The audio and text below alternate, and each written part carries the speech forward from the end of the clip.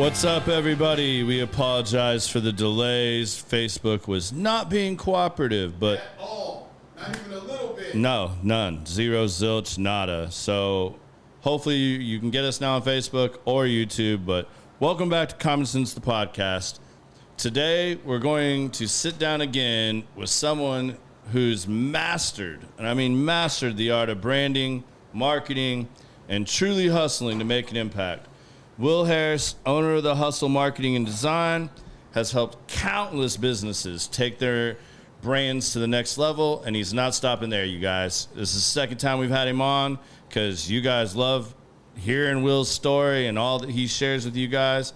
I mean, he's a public speaker, a podcast host, founder of the Hustle Foundation, which we're going to dive into today since he didn't get to talk about that last time.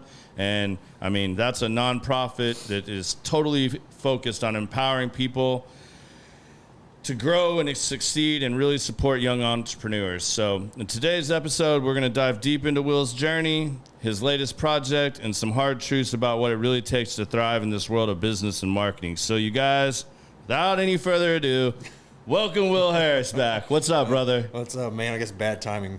No, we planned that. We're like, we're just going to take care of it so I can do the intro and we'll just rock and roll because we're already running way behind. So no worries. No, welcome thank you for back, having me. brother. I appreciate it. Excited. A lot of shit has happened since we've talked, for sure. So excited to dive into it. Yeah, you've had probably more than anybody else I know since you were last on. More shit happen than anybody else I know.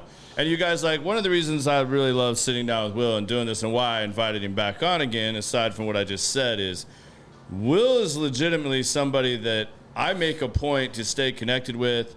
We meet up like once a month or every other month whenever we can, and our schedules line up because, man, I love to pick his brain and find out what's going on and, you know, just catch up, man. Yeah, it's never a dull moment. With you, for sure not. Whether you're trying to stay alive or, you know, whatever else is going on in the hustle world. Yeah. So, man, last time we talked, you were talking about putting your clients at the center of everything you do. How do you build your marketing strategies around that core philosophy with them? I mean, it's. I mean, I actually talked to a client today because he's thriving, and it's really just understanding their brand and doing something different than what their competitors are doing. And you know, I had the biggest kind of like successful moment today when one of my client's competitors literally mimicked the exact campaign that we put on for him. That's and awesome. So for me, it's like, okay, I see you, you know, and so it's that, and it's really just taking the time to actually care to dive in and deliver more than what we promise, and which we always do, because at the end of the day, we our clients need to succeed for us to stay employed. Yeah, I mean, I don't know anybody that wouldn't find that form of imitation the utmost compliment, really. Yeah. I mean, when they start trying to steal your game, you know you're onto something. Yeah, you're doing something right. Yeah, something's clicking. Well, man, I know you really excel at turning big ideas into actionable plans. Can you maybe share with everybody a moment where a seemingly impossible idea became a successful campaign, and what were the key elements that really made that work? I mean, we can dive in on the foundation on that one because we've already had some events that I really just pulled out last minute. Yeah. So, you know, we launched the Hustle Foundation, which we can dive into more in depth, but literally within a month of having it, I had the idea to, because Christmas was coming up, and I wanted to not only impact entrepreneurs, but also really establish roots in the DFW community. And so we wanted to give back to the community as well. And so within a month to 2 months of planning, we did a cannonball run. We partnered with Cars and Coffee, Texas Gun Experience, and then at the time it was Detail World. Now it's called The Refinery out in Prosper. And we did a cannonball run from the Texas Gun Experience to the Refinery with over 160 supercars. And probably, I think we did a little bit over $5,000 worth of toys, not including the cash donations. And That's it was, awesome. yeah, and that was one of those things where I was beating my head on the door going, why did I commit to this? Because I didn't think it was going to happen. Yeah, you were super stressed out. I remember being around you that time period. Weather was coming. It was supposed to rain. Like, it was just, it was a nightmare. You were just starting to get back on your feet again and getting everything checked Battling off. health issues. Yeah, it was nuts. So. Right on, man. Well, I know that, man, like I told you before we decided to do this again, man, like the shorts we pulled off the last time are some of the highest viewed on Common Sense. Like, people loved what they took from the show last time. So I wanted to make sure we kind of touched on some of those, but we'll definitely dive deeper into the foundation. How do you handle failures in a marketing campaign, and what's your process for pivoting and staying adaptable in such a fast-moving industry? I mean, you have to be transparent and be ready to pivot at any point. I base a lot of our strategies on a 3-month plan, and numbers don't lie.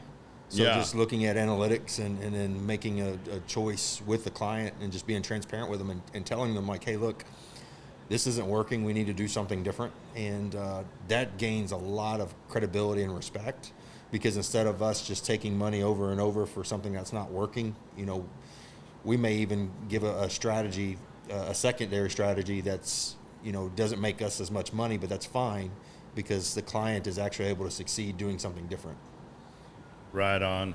Is AI really disrupting what you guys are trying to do right now, or how is that affecting you guys? Because I know a lot of people are ate up right now with trying to figure out how to utilize it, whether it's just a tool or if they're totally replacing people or parts of their company with this. Like, how's that affecting you guys? It's a great question, and I get asked it a lot. AI can be disruptive. It can. But the thing with AI is it's the strategy portion. I can have it, do a graphic, build a website, whatever that is. But the human factor into it of actually like putting together a strategy and doing something that's uncommon about everyone else is a huge difference. For an example, a gentleman that I had a meeting with, he sold the false teeth, the veneers. Yeah. And so, but he was kind of like a one-man show. So he was literally going into these dentist offices and doctor's offices on his own. And so I told him, being transparent, I was like, dude, you're not doing anything different that somebody else is already doing. Like, you're going in there, you're a male in a female dominant world because, pharmaceutical sales and everything like that is mostly women. And you're competing against that, and it's not, that's not the way to go. So you're going to have to do something different. Well, AI is not going to tell him that. And so I told him, I said, get you an edible arrangement, send it to a dentist office, and the only thing to put on there is a QR code that just says, bite me. That's it. Don't put any branding, don't put any logo on it, just put that. And I guarantee you'll get a meeting. So he sends it to the dentist office. Everybody in that dentist office scanned that QR code, because you can read the QR code. And everybody in that office scanned that QR code, and it went to his landing page, talked about what he did, and he actually got the meeting to actually sit down and talk with him. That's awesome, man. Like that. That's the things I keep telling people when it comes to the communication side of what I talk on and everything else. It's just like your cell phone. You got to treat it like not a lifeline, not a replacement, but a tool. Yes. And if you can use it to help you in areas that maybe you didn't think about, or to give you ideas, but you still got to put a personal touch on it. Yeah. Because when a lot of the customer service went overseas, what's the number one complaint you hear? I can't get anybody on the phone that speaks English. Yep. Or I can't understand them. Or Their accents, long hold times. Yeah, or the hold time. So if you can use them as tools and still be personable and give a personal touch to things, I think those are the people that are going to dominate with the AI. I definitely think there are people that are going to have issues with their jobs that, AI can do it better, cheaper, quicker, Copywriting faster. for one. Yeah, but like at the same time, it's going to be a great tool for some, and they're really going to excel when they learn how to use it fully and can still put a personal touch on it. 100%. You and I have talked about this a little bit. and I think this is probably a good place to throw this in.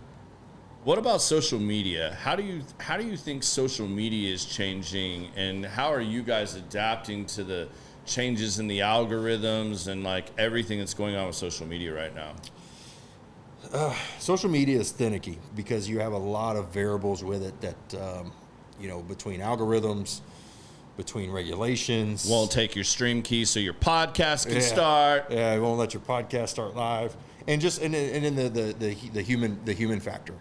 The big human factor for it, is some people use social media for what it wasn't intended for. And so like you have to take all that into effect on your strategy and what you're doing. But at the end of the day, it's just being relatable. It's giving, that educational moment that people need to hear because they don't know, and people don't know what they don't know. And teaching them something, but teaching them something in a way to where it's interesting for them to follow.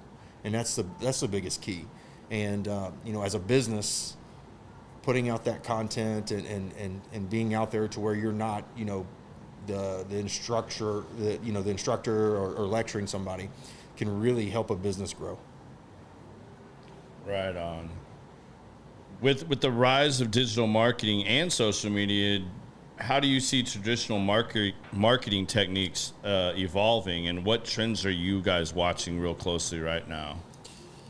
I think, and this will ruffle some feathers, but I think, print's taking a dive, because how many people are, they used to make furniture for magazines, the magazine rack back in like the 90s and 80s. And now think about like how often do you ever pick up a magazine? True. You're always looking at your phone or your computer or Kindle or iPad, whatever it is. And so I'll have clients that come up to me and they're like, I want a billboard. Why? The problem with billboards, and I'm not saying billboards don't work. I think billboards have a place in your marketing strategy if you have the budget as well. But the problem with, especially like a static billboard, and static being like it's a billboard with like vinyl on it, doesn't move, it's not digital. They're really, from a data standpoint, I can't tell you who came to you because of that billboard. Now, the digital ones can give you impressions to, how much traffic comes by and impressions and such. But at the end of the day, I still can't tell you that billboard is what brought that business into you. So it's just hard to measure unless you're asking literally every client, how did you hear about us? And people do that, but I can tell you, if I get asked that, I usually just click whatever the first button is just so I can get through the prompt. And so your numbers are skewed, and it doesn't help you from that aspect. True. So with the Hustle Foundation, let's dive into this, because I know this is a passion project for you. I know you're trying to grow it. I know it's, fresh out the gates in 2025. Mm-hmm. So tell us a little about what the Hustle Foundation is all about and how it's empowering other people to grow, and what inspired you to start this foundation, and how did you bring that vision to life? Because I know it wasn't easy. A lot of it, there's a lot of things that inspired me to do that. One of the things, and I feel myself going down this rabbit hole of a rant, but one of the things is like entrepreneurs don't have a lot of support. They just don't. It's not educational systems. They don't really teach true entrepreneurship.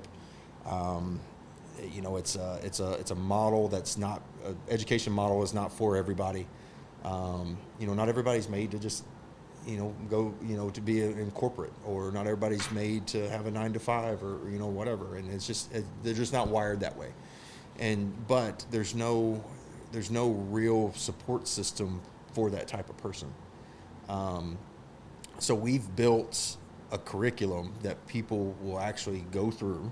And we've done pilot testing, so it works. Well, at least it worked on the people that we've sent through it so far. They'll go through a 3-month program with an ebook. They're assigned a mentor in their industry that's successful, and after the period they go through, we've identified their pain points as a business where they need help at, and then we provide funding to whatever vendor can support that. We don't give funding directly to the student or the scholar. Just because we want to be sure that money's allocated correctly. And then after the fact, we don't want to just kick them to the curb and say, all right, good luck. We have a networking group called Connect that they automatically fall into. And in that way, they can stay in touch with their mentor and other people as they progress with their business. How do you balance that? Because I know my experience in entrepreneurship and what you hear a lot about is you got to see where that edge is. You know what I mean? Mm-hmm. Like, and you kind of got to step over that edge to know. And sometimes you need those failures to learn some of the lessons. How are you guys balancing that with these young entrepreneurs? Because I know that's a critical part of it. Because the young entrepreneurs have already, so to qualify, you already have to have a business. Right. So they've already undergone some of those failures. Okay. And this is, this is a selection process. It's not just anybody can apply because the business model has to make sense. And so going through that, the key to it is, and I agree with you, the failures does help. Yeah. But there's some failures that, we can also agree on that we could have both done without. Absolutely. If we had the right mentorship and gone through and may have been 2 steps ahead in a certain time frame. Yeah, I mean, that's what this show is all about. Yeah. If you can time collapse a little bit, or maybe you want to start a marketing agency, maybe you listening to people out there listening to you tell this story, maybe that lets them learn some hard lesson that you went through. And hell, man, went through a if bunch. You don't have to go through it. You don't have to go through it. Went through a bunch. And so, and like I said, entrepreneurs don't have a lot of support. And going back, you're talking about social media and, the changes of it. And I talk about the people and the variable of that. Man, Facebook is used for a lot of just complaining. I'm from Shreveport, and I love it there. I've real estate there. My family's there. I have friends there, and I'm sure this happens in other places. But majority of my Facebook is Shreveport people, and man, they'll tear down a restaurant just for one bad experience, and it's just like, have you talked to the owner? Okay, it's a small town. Like, you can reach the owner. Yeah. Have you done your due diligence to see if they can correct it instead of bashing them on Facebook or giving them that 1-star review? Dude, well, it's not even that. It's literally a whole post shitting on this restaurant or this business and saying, "Oh my God, I had the worst experience. They took forever to bring me my meal. Don't ever go there." These are the same people that probably complain why taxes and unemployment are so high, because they're not looking at the big picture of this. Yes, you're mad at that one waiter, but you doing that, you now affect all 20, 15, 10 employees in there, including the owner, without even giving them an opportunity to correct it. Yeah. And it's stuff like that where entrepreneurs have trouble, because as a startup, you can't afford to have reviews like that. And maybe you made a mistake and you just didn't know and didn't have the right mentorship. And that's what we're trying to prevent. Or maybe you didn't have the opportunity to even make it right. Exactly. Maybe it was something that could have easily been made right. 100%. And that's what's going on. A lot of these entrepreneurs or business owners, they don't have the opportunity to just make it right. And so it's, if you would have just called, you probably would have got a free meal. And they said, "Hey, you know what? I'll give you a better experience. Come back." Yeah. So, I mean, and I think that's key too. You talk about the mentorship pairing. That's probably the number one thing that people will message me about or come up and ask me about is, how do you know so-and-so? Or how did you get so-and-so on your show? Or you've talked about mentors and stuff. How do I find the mentor for me? Mm-hmm. And that's not easy. That requires people to go out and build relationships and kind of put themselves out there.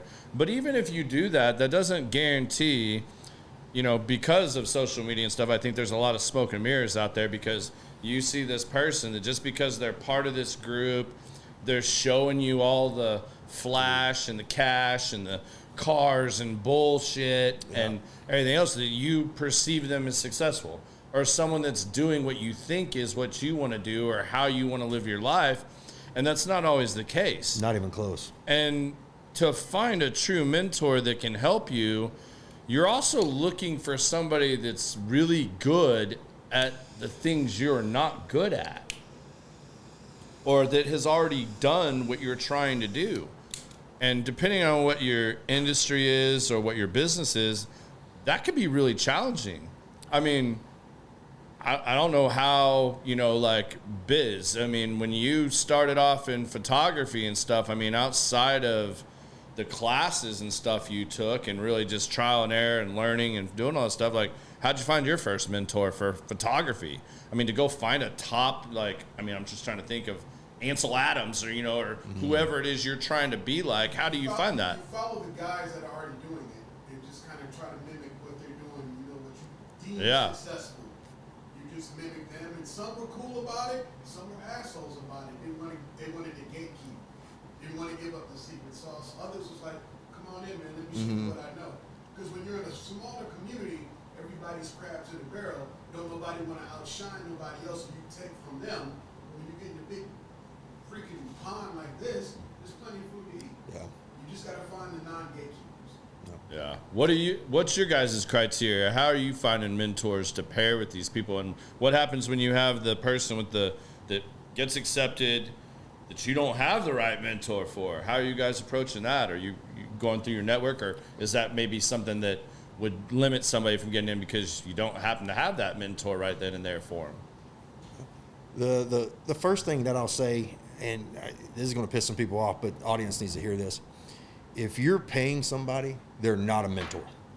So I've heard way too many people say, oh, I have a mentor, I pay them so much money. That's a coach. That's a coach, that's a consultant. That's not a mentor. Mentors are people that actually want to help you with nothing in return. They've made it, they've done great, and they want to pass that on. So I want to be very clear with that in this conversation. With us, I have tons of mentors. So as soon as I launched the program and people heard about it and seen it, I literally a line of people just waiting to mentor younger generations. And so it's never been an issue with us. And that's been heartwarming and fulfilling and just exciting for the most part. So now the problem isn't finding mentors. The problem is distributing out, because I have more mentors than we have scholars right now, which is, that's a funding thing. So as soon as we get more funding, we can run through more scholars through our program, which, we're working on and growing day by day. Right on.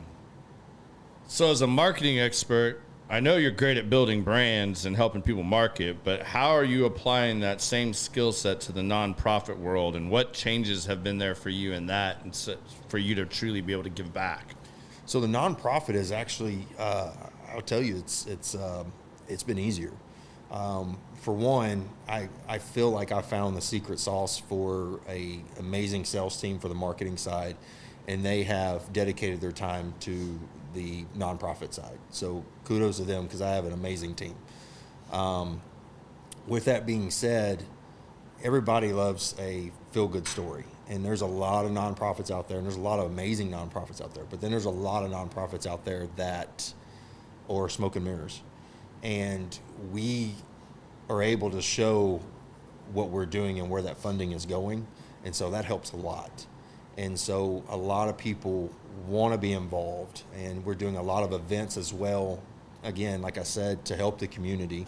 One of the things that we're going to be doing next quarter is we want to give a scholarship, a dollar amount to a year or younger food truck, where the benefit comes from that. It goes in a circle. The catch will be, or not catch, the criteria will be, we're going to give them this scholarship, but that scholarship is going to go towards them serving food to a local homeless shelter. And so we're giving back to the community, but we're also giving funding to a food truck that probably wouldn't have made that amount in that day, because he's a startup and he's just learning, and he gets his name out there. So it's doing events like that are really just getting awareness of people seeing, like, okay, the Hustle Foundation is actually trying to help the community grow. Right on. What can people do that want to be a part of the Hustle Foundation? Whether they want to be a sponsor, or they want to talk to you about mentorship, or maybe they have somebody that they want to recommend for the program. They can easily they can go to the website, which is, the hustlefoundation.org, or they can just go to the Instagram, and it's hustle.foundation, and they can just send us a DM, and we'll gladly put them with somebody, a rep, to talk to them about whatever it is that they want to do or help or contribute. What other events do you have coming up that people could look into or be a part of? We have a golf tournament June 13th. We're doing it at Grapevine Course. So we have sponsorships, hole sponsorships, looking for players. It's going to be a really nice tournament. We're excited about it. We'll have a live auction. And so that's been really taken off. A lot of love for that. And then recently, as of last night, we met with James and Deborah Ferrari. And for those that don't know, they're nationally known artists in the DFW area. So Deborah does a lot of abstract art, it's really beautiful. And then James takes, now get this, takes Ferrari parts and builds sculptures with them. And they're gorgeous stuff. And so they're partnering with us to throw an event. It'd be like a exotic car meet, but also like a gallery night and everything, October 4th, and then we're going to do that from 5 to 9. So we'll publish that on the website and on on Instagram as well for an event. So, that's badass. Yeah. And don't you have another big one coming up? I don't know when you plan on doing it. Are you ready? Can you talk about it yet? The gala? The gala? Yeah, we have a gala on December 18th.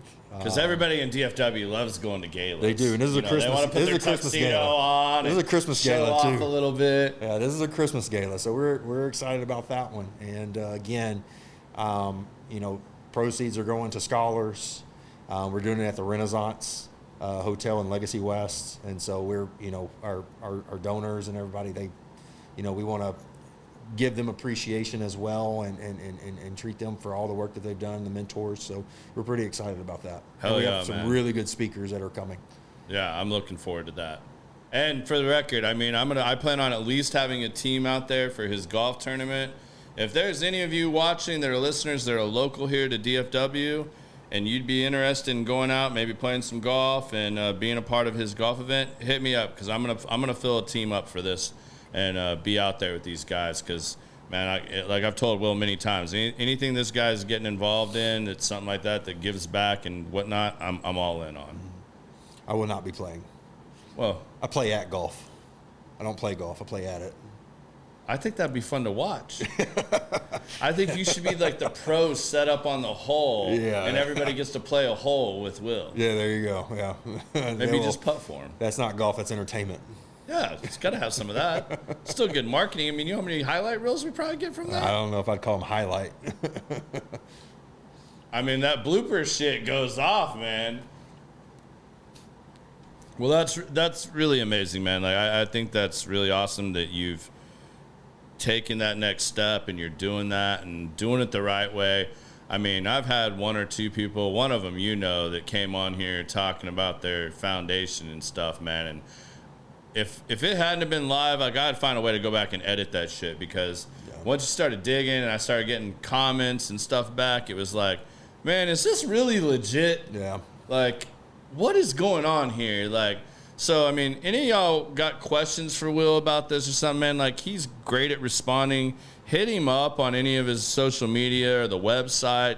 Reach out to him. Ask questions. I mean, he is a real open book when it comes to that. So I encourage you to do that before you, like, just start diving off into these things. But, because there, like he said earlier, there's a lot of smoke and mirrors out there. And don't fall victim to that. There's too many scams and bullshit going on. Y'all hear about the toll tag one now?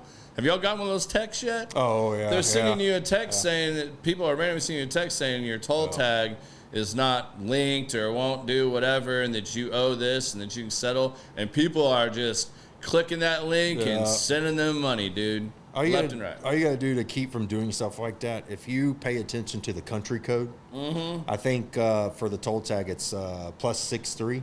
And that's like India. Yeah. So if you pay attention to that, it's like India's not collecting U.S. toll tags. Yeah. And so it's just, it's simple stuff like that. But it got a lot of people. Yeah, it's crazy what this come to. I mean, I even had a robo. I'm still not convinced if this was a real. I don't think it was AI, because I think AI is smart enough to have proper pace and tone. And this guy got through my office staff, got to me the other day, and I literally said, hello, this is Garrett with Element. How can I help you? This dude went into the fastest pitch I have ever heard in my life. He started, like, vomiting of the mouth and did his whole spiel. And like, I mean, I could barely even understand him. I mean, it was so fast and so much information. I was like, yep, not interested, man. Thanks. Click. But I've never heard, I mean, who does that work on? Like, you call and you don't say, hey, how's it going? Or, you know, no courtesies, no get to know you, no fill you out, no, hey, this is who I am. Just straight into the spiel. I think the goal there is to cause panic to where you just make that knee-jerk reaction and do whatever it is they say to do. Well, he was trying to sell me like some... Yeah, and it's older people, sadly. This was a young kid that was like... No, I'm saying they're preying on older people. Yeah, this wasn't one of those. This was literally one of those where he was trying to sell me like a funnel.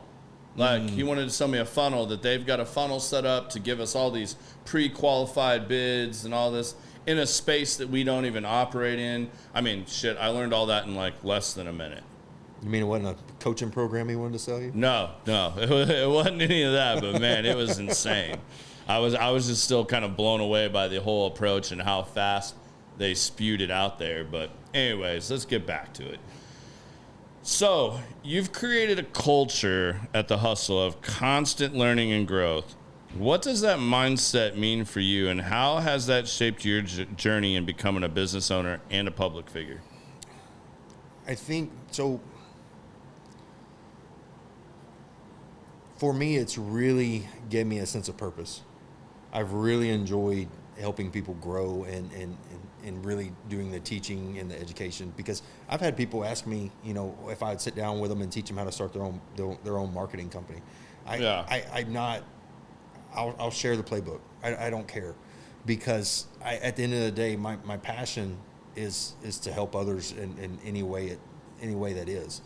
And so from my team to clients to even my parents, I've had the blessing.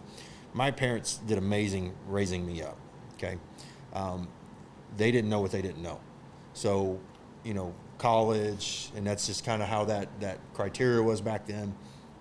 But I was able to get back to them and teach them entrepreneurship, and now they're into real estate because I got into real estate, and I've taught them things to do. And it's, you know, it's things like seeing them, and I don't, you know, other than their happiness and seeing them enjoy the journey and the challenge, that's all I get from that. But that's really all I need. So shaping me as a person has just really, it caused me to do it more.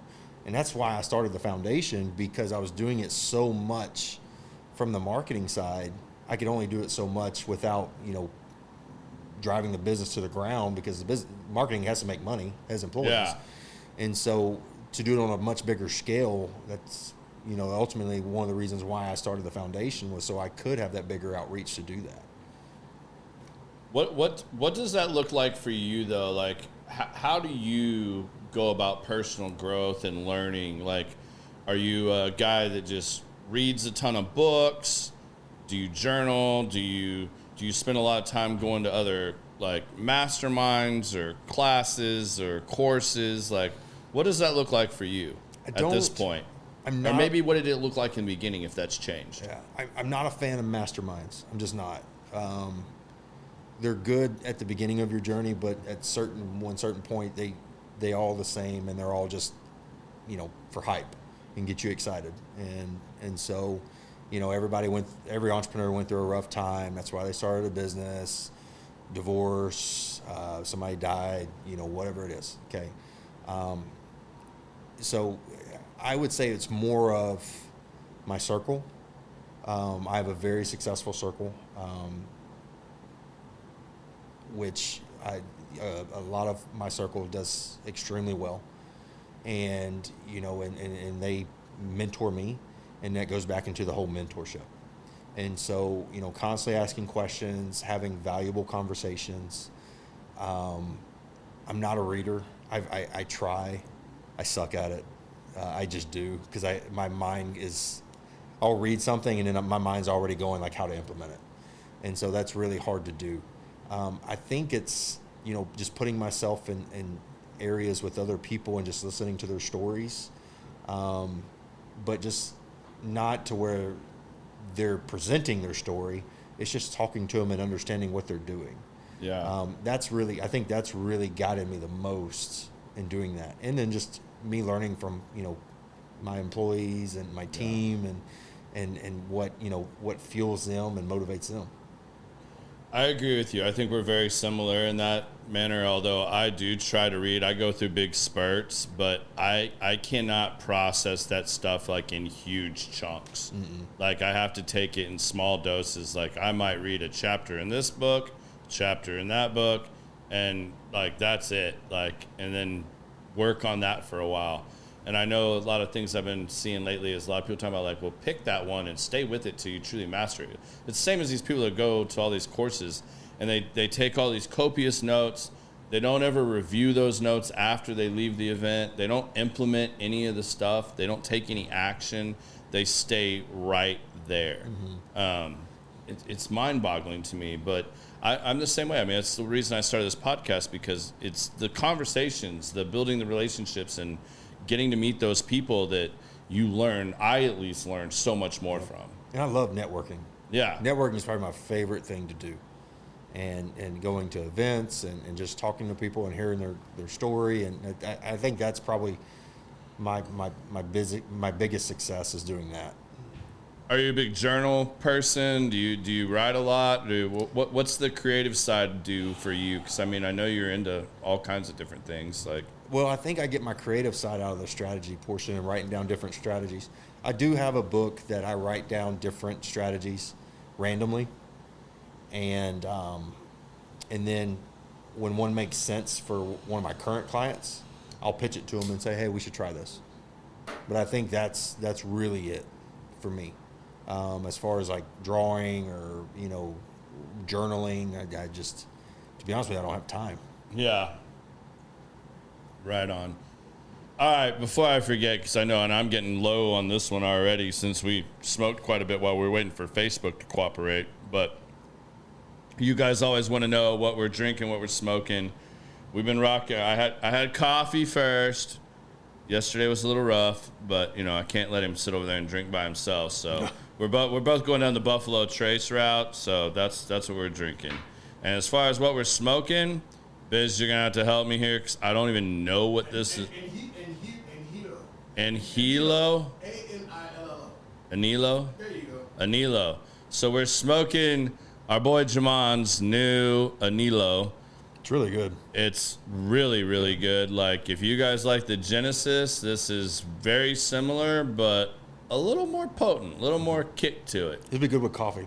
Yeah, it's great with coffee. Wow. And it's great with the bourbon, too. Like, I mean, it's nothing to be sleeping on over here. And then if we get to the second one, which I'm sure we will here in a minute, they still have the Panda up here right now, so you guys know I'm going to smoke this till they're not here. So, I mean, that's another one that do you know, Biz, did Jamon collaborate with anybody on this, or this is just Jamon? All right, right on. Well, this is a collaboration with Luciano, so this is something Luciano's still putting out, and Panda. So there you guys go. That's what we're drinking. That's what we're smoking. I saw a hashtag you had on, I don't remember if it was your website or one of your social media pages, but you said hashtag We Grow Together movement, and that promotes inclusivity and personal growth.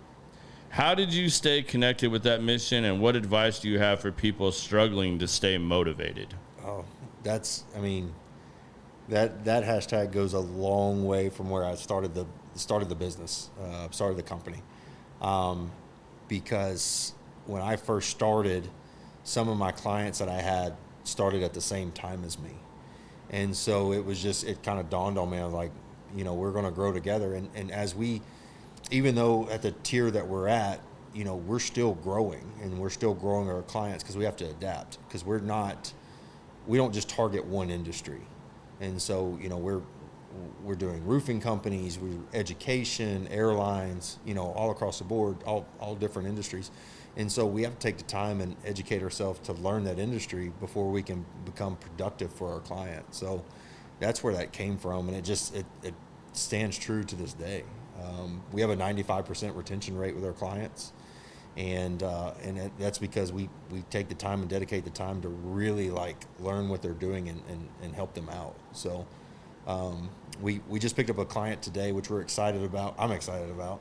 Called Nickel Mania out of Carrollton. Mm-hmm. So it's a arcade. Mm-hmm. Yeah. So I used to go there as a kid, man, when I first moved down here. They've been around forever. It's been there forever. I didn't even know it was still around. Still around, still going, and we've partnered with them. I'm taking the whole team Tuesday to go play and be like some kids and do content and learn their ways and like And so, and that's what we do. So we, I might have to swing through for this. That's nostalgic right there. Yeah. So they're still very much in business. What was your game back in the day? Mine was the basketball game. The basketball one where it catches on fire and stuff when you start getting on fire. Yeah. I was never good at skee ball. Sucked at that. Street Fighter was Pac-Man. one I was really into. I'm a big Pac-Man player. Yeah. Yeah, Street Fighter and Mortal Kombat, man. Mortal Kombat was the shit. I used to, this is no lie, my parents back in the day, they were very like cautious on games. And so when Blockbuster and Hollywood Video were around, they would have the games in the little box. So I'd switch the games out and put Mortal Kombat in the game and rent, what Mario or whatever, and rent that one and take it home and play it when they weren't in the room. I'll tell you one of the things my wife and I love to do is we got a Nintendo Switch, and literally the only game we play on this is Mario Kart. Nice. And there's nothing better than sitting at home on a Friday or Saturday night. You can drink whatever you want, and you can go up there and drink and drive and play Mario Kart for hours, man. It's awesome. That and GoldenEye, we used to play the heck out of that. Oh, GoldenEye, man. In college. That's the only game that was ever good that came out on that system. Yeah. That's his damn ringtone. Yeah, that's my ringtone. I have that as a ringtone. That's what we used to play in college all night. Dude, GoldenEye was killer. Yeah. That's the only first-person shooter game. Did I say that right? Because I suck at that stuff. First-person shooter game. That is the only one I've ever been good at. Yeah. Halo, I was okay if I got the sword. But, man, if guys got that sniper rifle and set up shop, man, I'm toast, man. Like, I don't know how they do that shit so fast and just... I hate, what's the other one that's real big? Call of Duty. Yeah. That game wears me out. I feel like every time I generate, some dude is right there and just annihilates me. I just died and I get regenerated and I'm getting killed again. By a 7-year-old talking shit. And I'm like ready to throw the TV off the rails. Yeah, it's crazy. I'll never forget, too, that, man, this was a while ago. It just made me think of that when you were talking about Pac-Man. My cousin's kids, which are all in high school, one's about to graduate high school. Fuck. They wanted some game for, I don't even remember what system it was, but I remember my wife and I stopped right when we got into Cincinnati, and I was looking for this game. I think it was like Lego Star Wars or something. And I saw that they had redone Frogger and Galactica and a lot of those old games that were on Atari. Yeah. And I literally said to my wife, I was like, man, that is so awesome. They're bringing back all the Atari games. This is going to be awesome. And there's like a 10-year-old with his mom, and he heard me, and he literally looked at his mom and was like, Mom, what's Atari? Yeah. I was like, made you feel old. Fuck, I feel old now. Like, wow, that was a blast. Me and my dad has a couple arcade games at home, and we will go to war playing Galaga and Pac-Man just back and forth, man. Dude, that's so awesome. Yeah. Defender. Yeah. Asteroids. Yeah. Well, what was the other one? Oh, Spy Hunter, where you drive the car in the back of the semi-truck and hide for a minute, and then you come back out. Centipede and Dig Dug. Way before your time. Yeah, I was gonna say, I didn't play That Centipede. was Galaga time, though. Donkey Kong, Galaga, Dig Dug, all that was about the same time. That's awesome, man. So what would you say to someone who feels like they don't have the resources to pursue their dreams, and how they can begin to build momentum in their personal or business journey? It's an excuse. I mean, I'm not trying to be an asshole. It's just there's so many resources out there now for someone to build a successful business. There just really is. If you want a free CRM, use HubSpot. You want a free project management tool, use Asana. You want a free email campaign system, use MailChimp. Like there's just so many opportunities out there. It's just, are you willing to like put in the hours and stay up late and not go out with your friends and not do certain things And learn how to use them. and just learn how to use them. And with YouTube now, like when I started my first couple of businesses, that stuff didn't exist. Yeah. Now you have YouTube, you have everything out there that you could possibly use and be in front of the world with social media. Like there's just no excuse not to do something as long as you have like a logical business model. If you're trying to make millions of dollars, selling something dumb, then okay, it probably ain't gonna work for you. But if you're doing something that's has an impact on people and maybe it's a life hack or maybe it's a service that's going to help people, there's just no excuse anymore. There's really not. I'm interested to know what's your favorite CRM tool right now? We use HubSpot. HubSpot? Yeah, we just use it. It's just too easy. I love their phone app because it's just easy to do. The communication between people now it's a little bit on the pricier side. It is, there's a ton of CRMs out there. A good friend of mine, he built his own CR system that's amazing. The only reason we don't use it is because it's just a CRM system. We use HubSpot for the other functionalities as well. But you can look it up. It's called Evolved Metrics, and it's an amazing CR system. It's priced very well. But there's tons of CR systems out there to work, and ultimately they all do the same thing. Yeah, it can just be overwhelming. So I like asking people that I know have tried a lot of them and found ones that work for them. I've used a bunch. Yeah. Yeah, and so it's like spending the money, just like the editing. I mean, you guys have heard me talk about this, like the difference. Like when we first started trying to edit shorts, we started out with Munch. Munch was okay for a while, but Munch just hasn't evolved as quickly. Yeah. And Munch wasn't as easy to use. It wasn't completely user-friendly. Yeah. We switched over to Opus Clips. Opus, so far, I'll give them all the props in the world, man. Opus has been badass. Yeah. I mean, it's connected things. Like, it got me to connect my LinkedIn. I never, ever in the first 2.5 years thought about marketing my podcast on LinkedIn. To me, LinkedIn was still just this. Dude, I love LinkedIn. Look for jobs, post your resume, talk about work-related stuff, and no shit. It had me log in on LinkedIn, started putting them up there, and man, every post we've put out there pretty much gets 400 or 500 views right out the gate. Just starting posting. You know how long starting out on Facebook or YouTube it took to get 400 likes on a single post, even a short? LinkedIn has an amazing algorithm. I love it's LinkedIn. Great. It's great. Love it. And it's evolving. Yeah, everybody should have a LinkedIn. Yeah, if you're not messing with that yet, I highly recommend you guys dive into that because, like I said, I would have never thought to that. To me, it was still the old school, post your resume, look for a job. And if you can afford Sales Navigator on LinkedIn, do it. I think it's like $100 a month, but it's powerful. It'll connect you with people that you don't have access to. So I know from talking to you that you've mentioned that you stay calm when faced with adversity, and I know you're like ice cold sometimes when some of this stuff's happened. I mean, it's absolutely amazed me with all the things you've personally gone through in the last 8 months alone, and I've never seen you waver. I've never seen you lose sight of what you're still doing, who you are, any of that stuff. I mean, what specific practices or habits have you put in place or developed that give you that level of calm and focus? I don't know if it's stuff I put in place. It's just that I truly have my team comes first, period. I had major surgery in 2024 from putting it off and putting it off and putting it off, and it almost cost me. And the day after surgery, I'm literally on my phone checking on my team, checking on partners and employees and hey, are you okay? Do you need anything? What's going on? And I think it's just that care of other people's success that really drives me.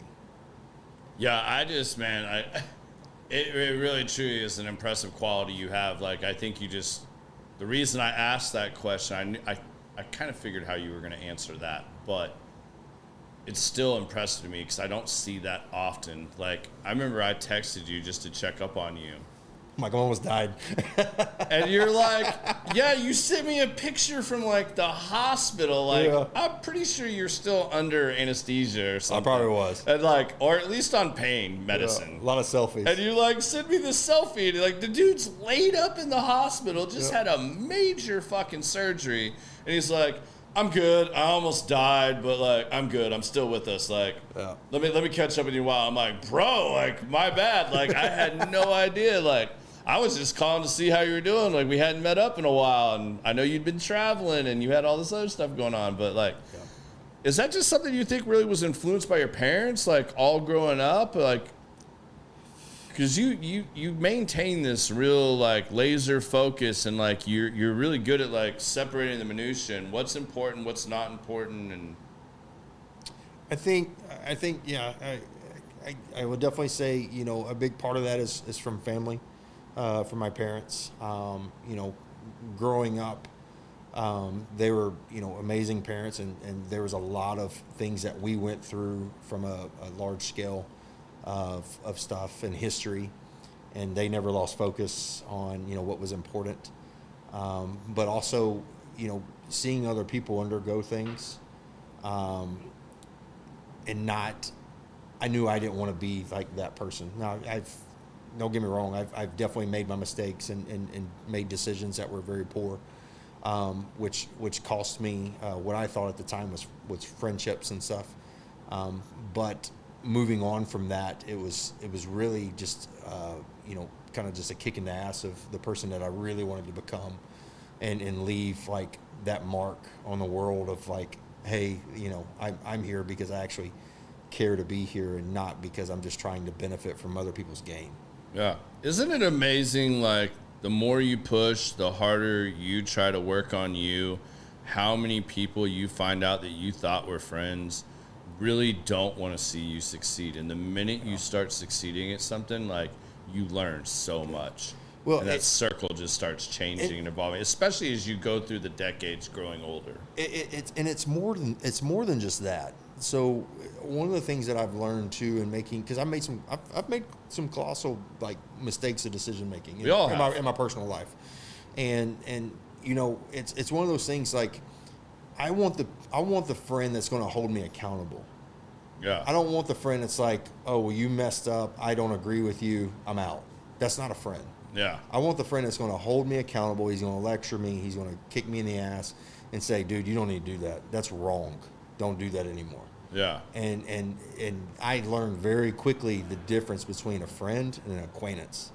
And that will really help young entrepreneurs in their success, because a true friend is actually going to want you to succeed. The acquaintance is the one that's probably going to be jealous of you. Yeah, absolutely.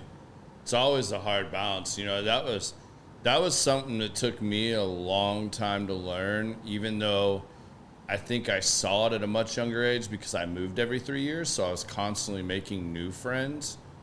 But then you move somewhere and you think of your best friend, you know, at different age points. You know, you think about that growing up in your formidable years, especially like the 12 to 16, 16 to, you know, 19, those time periods and stuff like that. And you move and like, you're the only one calling and like, hey man, how the hell are you doing? Like, what's going on? Like, what are you doing for spring break? Yeah. What are you doing this summer? You want to come visit? Like, let's figure something out. And then you slowly realize like, well, fuck, there's nothing coming back. Yeah. I have a rule. I literally have a rule with people. If I've invited you to something 3 times and you've canceled, or I don't hear from you, I won't invite you to anything. No, you can invite me and I'll show up, but my effort's done. Yeah. Like, I'm just not going to do it anymore. And I get it. Shit happens. Life comes up. Yeah. But at that point, after 3 times, like, you should show some effort too. Absolutely. And so. And that's the whole building relationships thing, man. And so many people think just showing up is enough.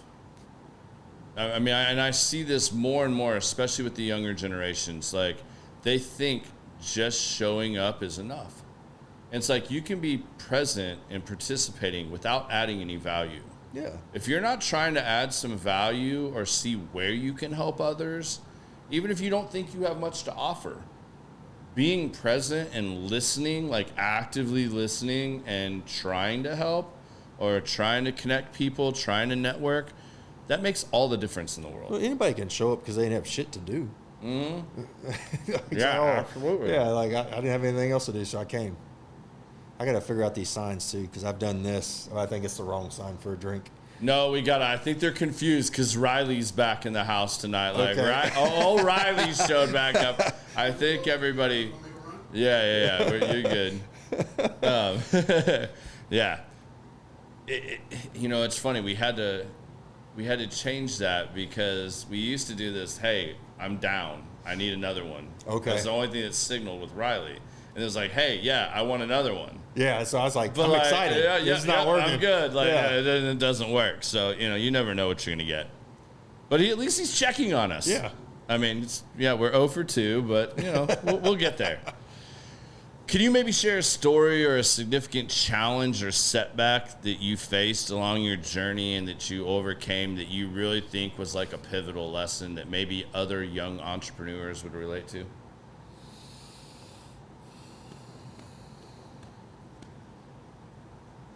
God, I have so many. I really do. I mean, like it's constantly going to hit it. Yeah. So the thing is, it's constantly going to hit you. So something that happened with the nonprofit, Okay. like recently, and then the point of this is like you're always going to have people that are professional on social media. They're going to try and tear you down. They're going to do whatever. I think I know where you're going with this. Yeah. I love this. Yeah, and so we had this guy that I don't even want to say he just. Yeah, let's not give him too much limelight. I know where you're going with this now. He was involved in some way, shape, or form. Okay, we'll just say that, and it didn't work out. And I've never met the guy. Yeah. And he all of a sudden just attacked the nonprofit, and he started posting on all of our social media platforms, calling me out by name, Will's embezzling in the nonprofit, and he's taking this and he's taking that and yada yada yada. And my first inkling was to, first off, if you're going to attack somebody on social media, don't do it to somebody that owns a digital marketing agency, okay? Because they're gonna fire back. And is that the time you thought about buying a billboard? Oh yeah, immediately I had all these remarks and responses. I even called my dad, and I was like, just saying them out loud. But anyway, I breathed. And I took a time. And I was like, first off, nobody's going to believe this, and because all the things that we've already done, all the donors, the mentors, the followers, everything. Nobody was going to believe this mess. Yeah. And so, I said, you know what? I'm just going to delete the comment. I'm going to block the guy and just be done with it because it was irrelevant. It's truly a nonprofit. I make no money off the Hustle Foundation, none. And I don't want to. That's not why it was built. And so it took a moment. It did, like, trust me. But at the end of the day, you're going to get that. And young entrepreneurs starting off, before they prove the success of their business, they're going to get that all the time. They're going to get people that are like, oh, that's stupid. You're never going to make it. Like, they're going to talk behind your back. And that sounds childish and it sounds cliche because you hear about it all the time, but it's true. It's going to happen. Yeah, the other guys that are failing in their businesses do not want to see you do something that they weren't able to do, for sure. Yeah, and at the end of the day, his comment was shitty because he's only punishing people that are being helped. Yeah. And so, because shit didn't work out for him. Yeah, it didn't work out for him, and for personal reasons, not even business reasons. It was a personal thing. And, that's why y'all, just so you know, like, we're dancing around this because this is actually personal, and we don't want to put anybody on blast in any way, shape, or form. But you can see how something personal attacks a business. Yeah, and and it's a shame, but we worked through it, and it didn't affect us one bit. I didn't get one message from anybody. I even we have a board. Everything is voted on by our board because I wanted everything to be like really legit. Yeah. And and I told the board, I said, hey, look, this is what happened, and they just laughed. They're like, whatever, and that was it. And so and we moved on, and it didn't even cause a speed bump in our journey. It's hilarious too when you really start digging in, even on that stuff. It's always those like basement keyboard warriors and stuff. And the guys that are complaining and calling you out, guys, girls, whatever, that they have way more skeletons in the closet and just they do mounds. I mean, like Mount Everest of skeletons. Yeah. Yet they have no problem attacking. And like the dumbest thing ever, like again, why are you going to attack a guy that specializes in marketing and branding and all of this? Like you're asking for the nuclear bomb to be dropped. I mean, I hope that if you're going to ever do that, you better have your ducks in a row, because you're going to get stuff brought to light that you don't want brought to light. Everything's on the internet. Yeah. Everything. You can't get rid of it. Can't get rid of it. You maybe can hide it, but if you dig deep enough, you can find it. How are you coaching? This is a problem you battle on many, many different levels, whether it's social media, your marketing. I mean, it could be so many different areas, but the younger generations are so caught up, and really the world, I feel, is kind of like training us for this instant gratification. Everything's short clips, everything's bam, bam, bam, bam. How are you teaching these young entrepreneurs and stuff to deal with instant gratification and still keeping their long-term vision and focus and not getting caught up in that? Because you also see some of these guys that maybe they do have something really great, and right out the gate, they start making it big. I mean, I listened to a guy at an event literally last week or a couple weeks ago, Vince Del Monte, in the personal training space. And thank you, sir. Thank you. Isaac from the Love Book. But he got caught up in that. I don't want to say really it was instant gratification, but he had massive success and got caught up in this stuff. And it's a big part of what version 2.0 of Vince Del Monte is now, and how he's coaching people on it and everything. But like, how are you working with that? Because I know you face this. I know I face this. Like, how do you deal with that with them and coach them on this? So the instant gratification portion is rare. It doesn't happen often. But again, this is where social media is toxic, because people see people blow up, and it looks like they blew up overnight. And one person, I have tons of stories and that I use for young entrepreneurs. But one story that the younger generation can relate to is the comedian Matt Rife. Matt Rife? Yeah. And so he on social media, he came out of nowhere, like guns blazing, funny, whatever, big following. But listening to his story, it took him 11 years before he got to that point. Like, he did stand up for like 11 years, and people don't hear that. So it's explaining it to them. People like, and this is, big time, but like Joe Rogan, he was a bouncer in a club. Like, it took him years to get where he went. Now you're going to have, your 1%, 0.5% people that hit it big overnight. Like, it's going to happen, but the chances of it are like almost impossible. And so I tell them, don't focus on that. You got to focus on the longevity of it, and really focus on like long term, because that's when it's really going to happen, when you stay consistent with it.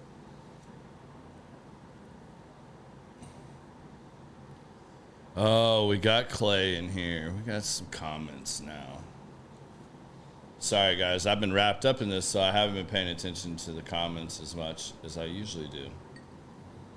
Don't listen to him, Garrett. I'm your boy. And Clay, I don't know what you're talking about. You're going to have to explain that one, bud. All right, marketing and branding. Those are really competitive spaces.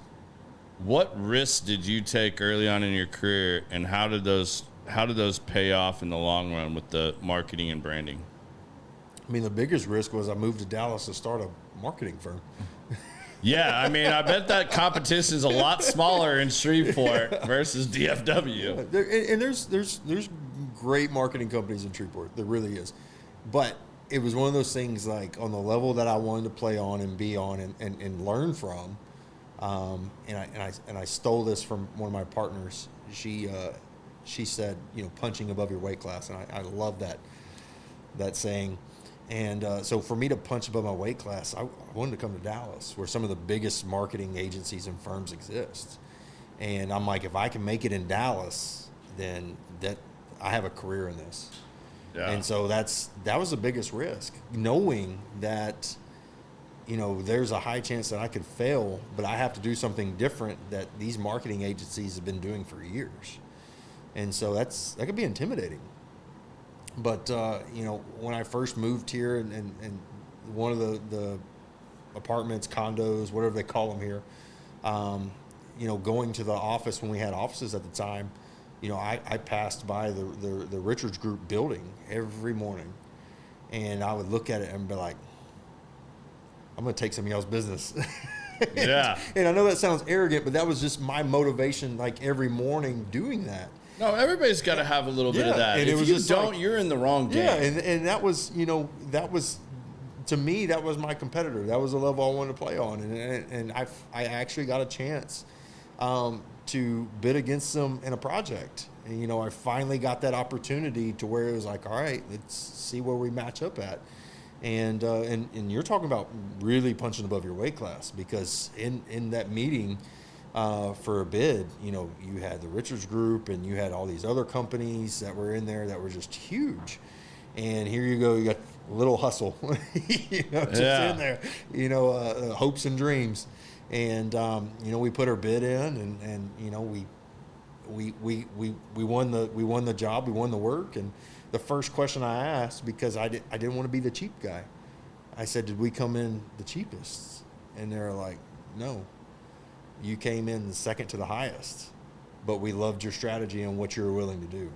And that was my moment of, like, I did it, when we carried that on. And that was, that was my drive and motivation to really keep going.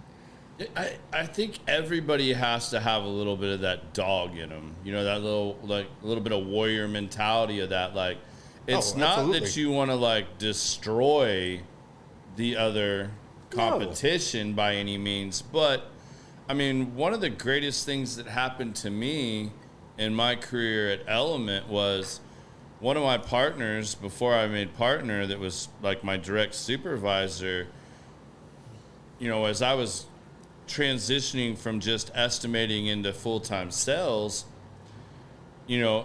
everybody at the company had this, like, big client. Like, they had their big one, their big fish in the bowl, that was their main guy, and then they had a couple other small to medium ones as we were first growing. Yeah.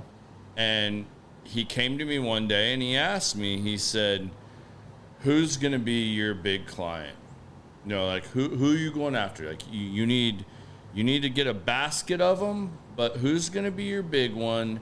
And then you're going to fill behind that with a bunch of small to medium guys. Yeah. And then hopefully down the road, you get another big fish in there. And I'm thinking about the guys that are already taken, they're off limits, like the other sales guys and him have these X clients, XYZ. And literally the only client I can think of that they don't have at the time was a company known as Lincoln, that's now called Lincoln Property Company, which is one of the biggest in the nation. And happened to be somebody that I had my first, couple apartments with when I was living in apartments. And I didn't really know any other name to say at the time. Lincoln's now Willowbridge for my multifamily people. I mean, it's still really hard. They were that for 50-something years, But when I told him Lincoln Property Company, you know what he did? He laughed at me. He laughed at me. Which probably and this was a motivated you. guy that, like, I considered a big brother, you know, still do. You know, we fight like brothers, love to hate each other, and, you know, like, we go at it. But, like, he's been very influential in my life, and especially my career. And he laughed at me. It was like, good luck, bro. You know, the last 10 years, I've tried to get over there. And there's this guy that's in charge of construction over there.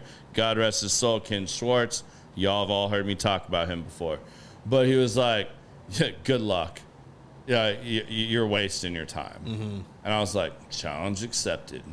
Like, I'm going to be the dog in this fight now. And I did. Like, y'all saw Darnell on here, and Darnell confirmed this. I bugged the shit out of him for, like, 3 years. And he finally got tired of me just, like, constantly napping at him, you know, going, hey, man, what do I got to do? I don't give a shit. Like, give me stair treads. The smallest thing you give me. Like, I just want to prove that, like, we do good work and that, like, I can be in that pool. Like, I don't care what it is. I'll do the pain in the ass stuff nobody else wants to do. I don't care how small, whatever. Just give me an opportunity. He's like, all right, fine. So he tells me how to do it. And sure enough, it took me 3 years of persistently grinding on that account. And it's one of my number one accounts. You know, like, I did it. But, like, I think especially young entrepreneurs, you got to have that. And you need a little bit of a chip on your shoulder of, like, hey, I'm going to knock off one of these big ones. Like, you have to have that. Yeah. Jealousy, doubt, people, you know, saying you can't do it. It's free motivation. It's just like sports, man. I mean, you see these guys, like all the media outlets before a big game, they start pumping that stuff out there, and those guys are all using it as poster board material. It's just getting them more hyped and more hyped. I think you have to use that in a very positive way. It's very impactful if you can, like, I mean, aim high.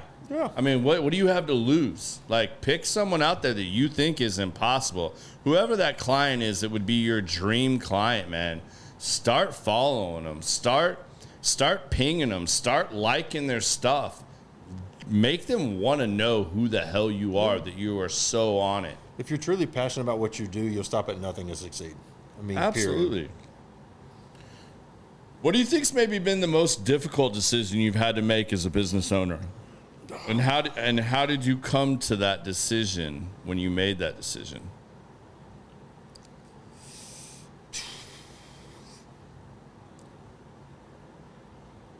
One of the hardest decisions, and I mean, this came right to me. One of the hardest, well, I'll start with this. I tell people, if it's easy for you to fire somebody, even with cause, then it's probably the wrong position for you. Now, I'm not saying, like, keep everybody, don't fire people. I'm not saying that. But when you let somebody go, it should still, you should feel something with it, regardless. No matter what they did, you should feel something. Because you're not just affecting the person that you lay off, fire, whatever term you want to use, but you're affecting families and whatnot. We went through a time where, and this was just me learning, we had all of our eggs in one basket for a big company that I thought would never go anywhere. Okay. And they did. And it was because my team did such an amazing job that they took everything in-house. And it was a huge revenue cut for us. And so I had the decision. I was like, I can take a pay cut as a CEO and keep the team whole, or we can go status quo and I can let one person go and everything stays the same. And that can be a hard decision, and not from like a salary thing on my part, but just wondering what the business is going to do, what's going to happen, because just because I fired that person doesn't mean in 3 months I have to do it again. What I decided, though, was I'm going to use that as motivation. We're going to keep the team solid. We're not going to let anybody go. And we're going to double down on our sales and marketing and really push to make up for that revenue. And so 3 months went by of doing that and adjusting salary. And we did it. We came out of the gate and we hit it hard. I hired a really good sales team, doubled down on it, and we made it. And now we're doing better than what we did before. And that to me was a huge success because, again, our team is very close. It's a very close-knit team. And so the last thing I ever wanted to do was let anybody go. And I have people that are still with me from day one, 7 years ago. And that speaks volume from a company. Absolutely. And so that was a hard decision because I've never been in that position before, so I didn't know what to do.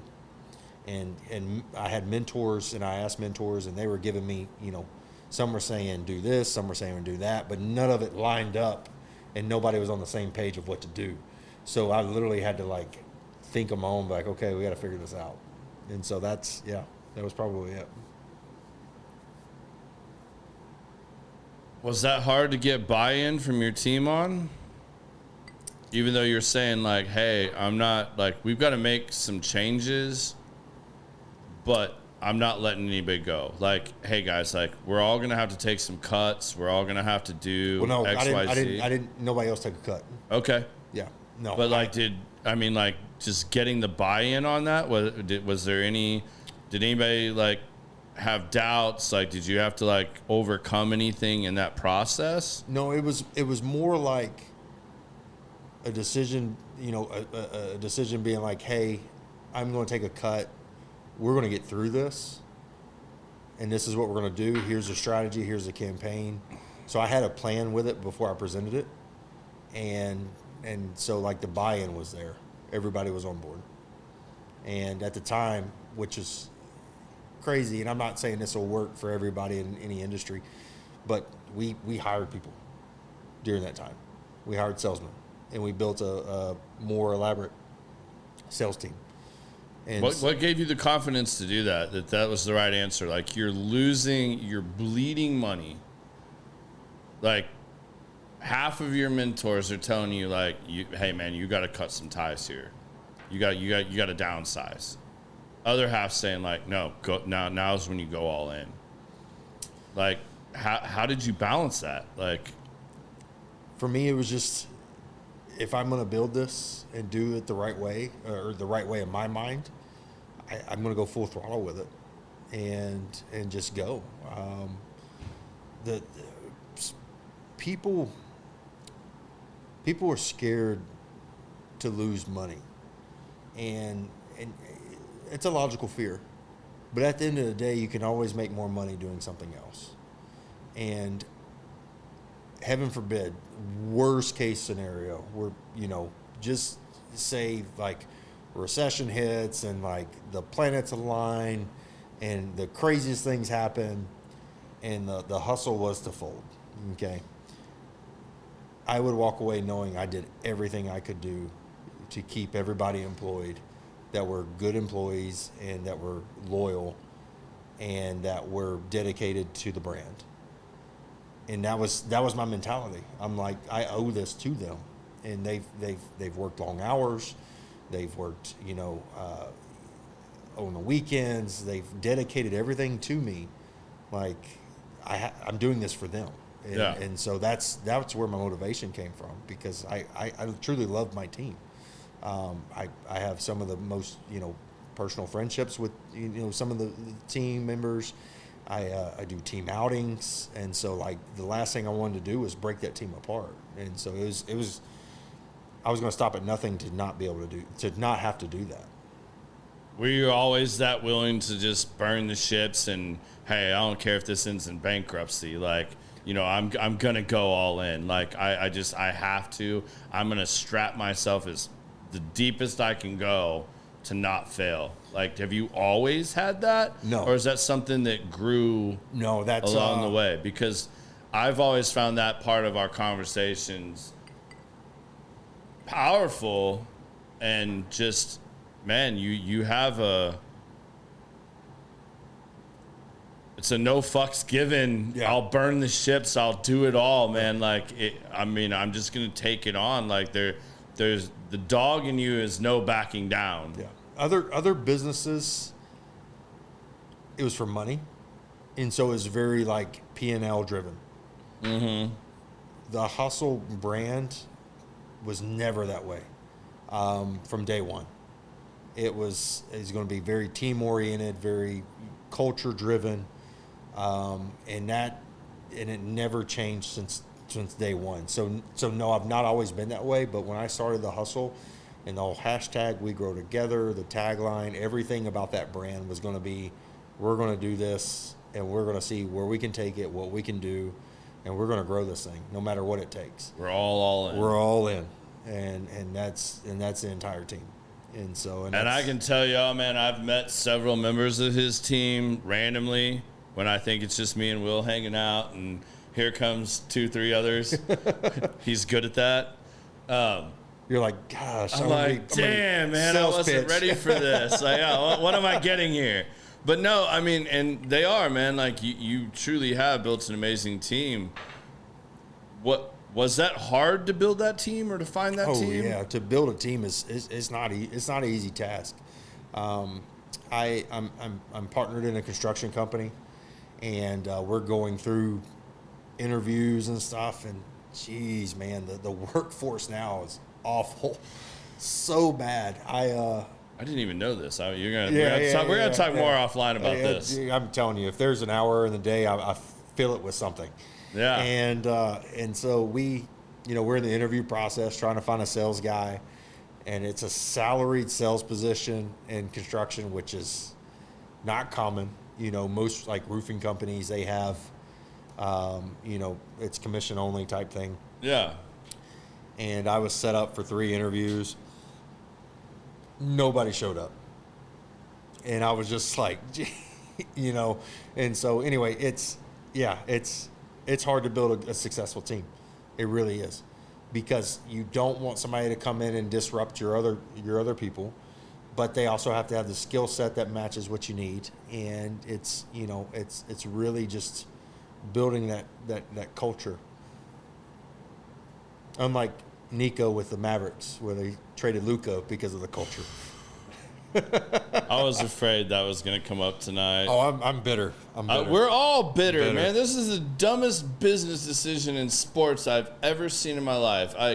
Do they already know that, like, we're not going to get gambling pass and the Mavs are just going to Vegas and it'll take a year or two, and then Dallas will have the next franchise back again, and Mark Cuban will probably buy it, and we're going to go again? I mean, like, that is the dumbest shit I've ever seen in my life. Luka is better. He's a top, I'm going to say top 1 or 2. We can at least agree on top 3 at his position in the NBA. And I don't give a shit if that's fat Luka, out of shape Luka, whatever. He's a once-in-a-lifetime, once-in-a-generation player. Yeah. And we got jack shit. We got a guy that is top tier at his position, but he's in street clothes more than fucking Luka. Dude, I waited. First game with us, and he goes out. I saw a game. We talked about this earlier. We couldn't even substitute a player on the floor because there was nobody healthy on the bench. There's nobody on the bench. We went from a championship team to, I don't know if we could even compete in the G League right now. We might forfeit. I hope we do. Can we lose every game from here out and at least have a really good shot at a top lottery pick? Yeah, please. It's bad. I waited 2 years for the season tickets that I have, and I'm letting them go. Because not only did all that happen, but they've raised ticket prices, and they're saying 8%, but like I did the math on mine, it's not 8%, 8.6 or 8%. It's like 10, and I'm just like, I'm done. Yeah, like, makes how no can sense. you not be? Yeah, makes no sense. It's like I got to that point with the Cowboys literally this year, and I was like, I'm gonna sell my season tickets. Like, I'm just done with the bullshit, but I'm not going to take a loss. Yeah. Like, you can't sell when it's in a low. Like, no. Yeah. How do you... I mean, man, yeah. It's tough being a Dallas sports fan. period. Unless you're just sticking with the Stars. I mean, let's go Stars. They're doing That's good. the only thing I'm They're rooting doing for good. now. Yeah. Can we take a quick timeout? Yeah. All right. Let's do it. What it do, Biz? You want to hop over here? Hop on, because I know you don't have a mic tonight. We put him in timeout since he erupted my intro that I worked weeks on last week. He wanted to throw me some shade, make it hard for me. How was that throwing you shade when I was actually giving you props? Because you cut me off mid-sentence. Because I was so astonished by it. I was so captivated by it that I had to say something out loud. Captivated that you couldn't even let me finish. I see how he is. Yeah, my wife says I cut everybody off too, but what do you do? All right, we're not going down that road. No. So what's up, bro? Hell no. Nothing, man. Just trying to survive. We were late today because it was partially my fault because I keep forgetting we live in Dallas, Texas, and traffic be trafficking. And just when you think, okay, I got 1 hour to get to where I need to go, it's not enough time. Hey, I got something I want to talk about with you. Oh, shit. Go for it. Since we were talking about basketball. Oh, God. I loved your poster this week, and I love this debate. I want to slap Jesse around a little bit for you, but... this dude, I mean, come on, man. So I'm so tired of this debate. It is, and I never thought it would come up in my house with this next generation of my children, but it did. To my oldest son, we got into it about this, but he was pro Michael Jordan, so we were more agreeing with it. But my 16-year-old is pulling up all these BS stats and all this other crap, and he says it's the LeBron James versus Michael Jordan conversation we had. And then he said that what almost got the shit choked out of him is because he said that Michael Jordan in his prime could not hold a candle to the weakest NBA player of this time.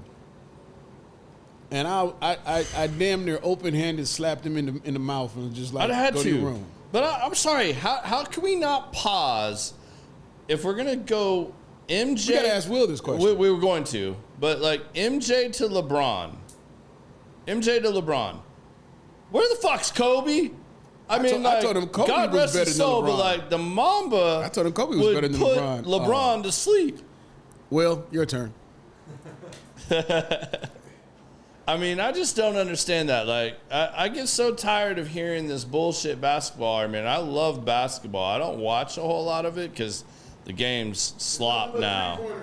I wish college basketball was what it was in the 90s, where guys stayed and really tried to build powerhouse programs and be ready for the NBA.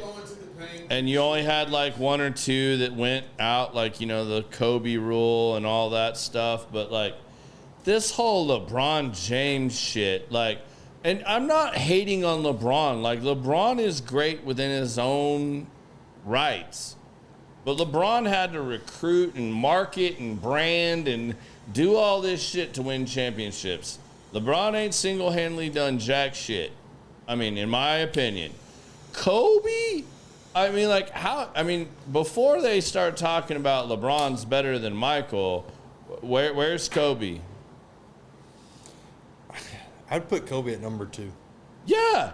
It goes Michael Jordan, Kobe Bryant, then we can talk about LeBron James. But this younger generation wants to catapult LeBron James over Michael Jordan and all this stuff. And granted, they had great guys around them. But you know what great leaders do? They get great people around them and make themselves better.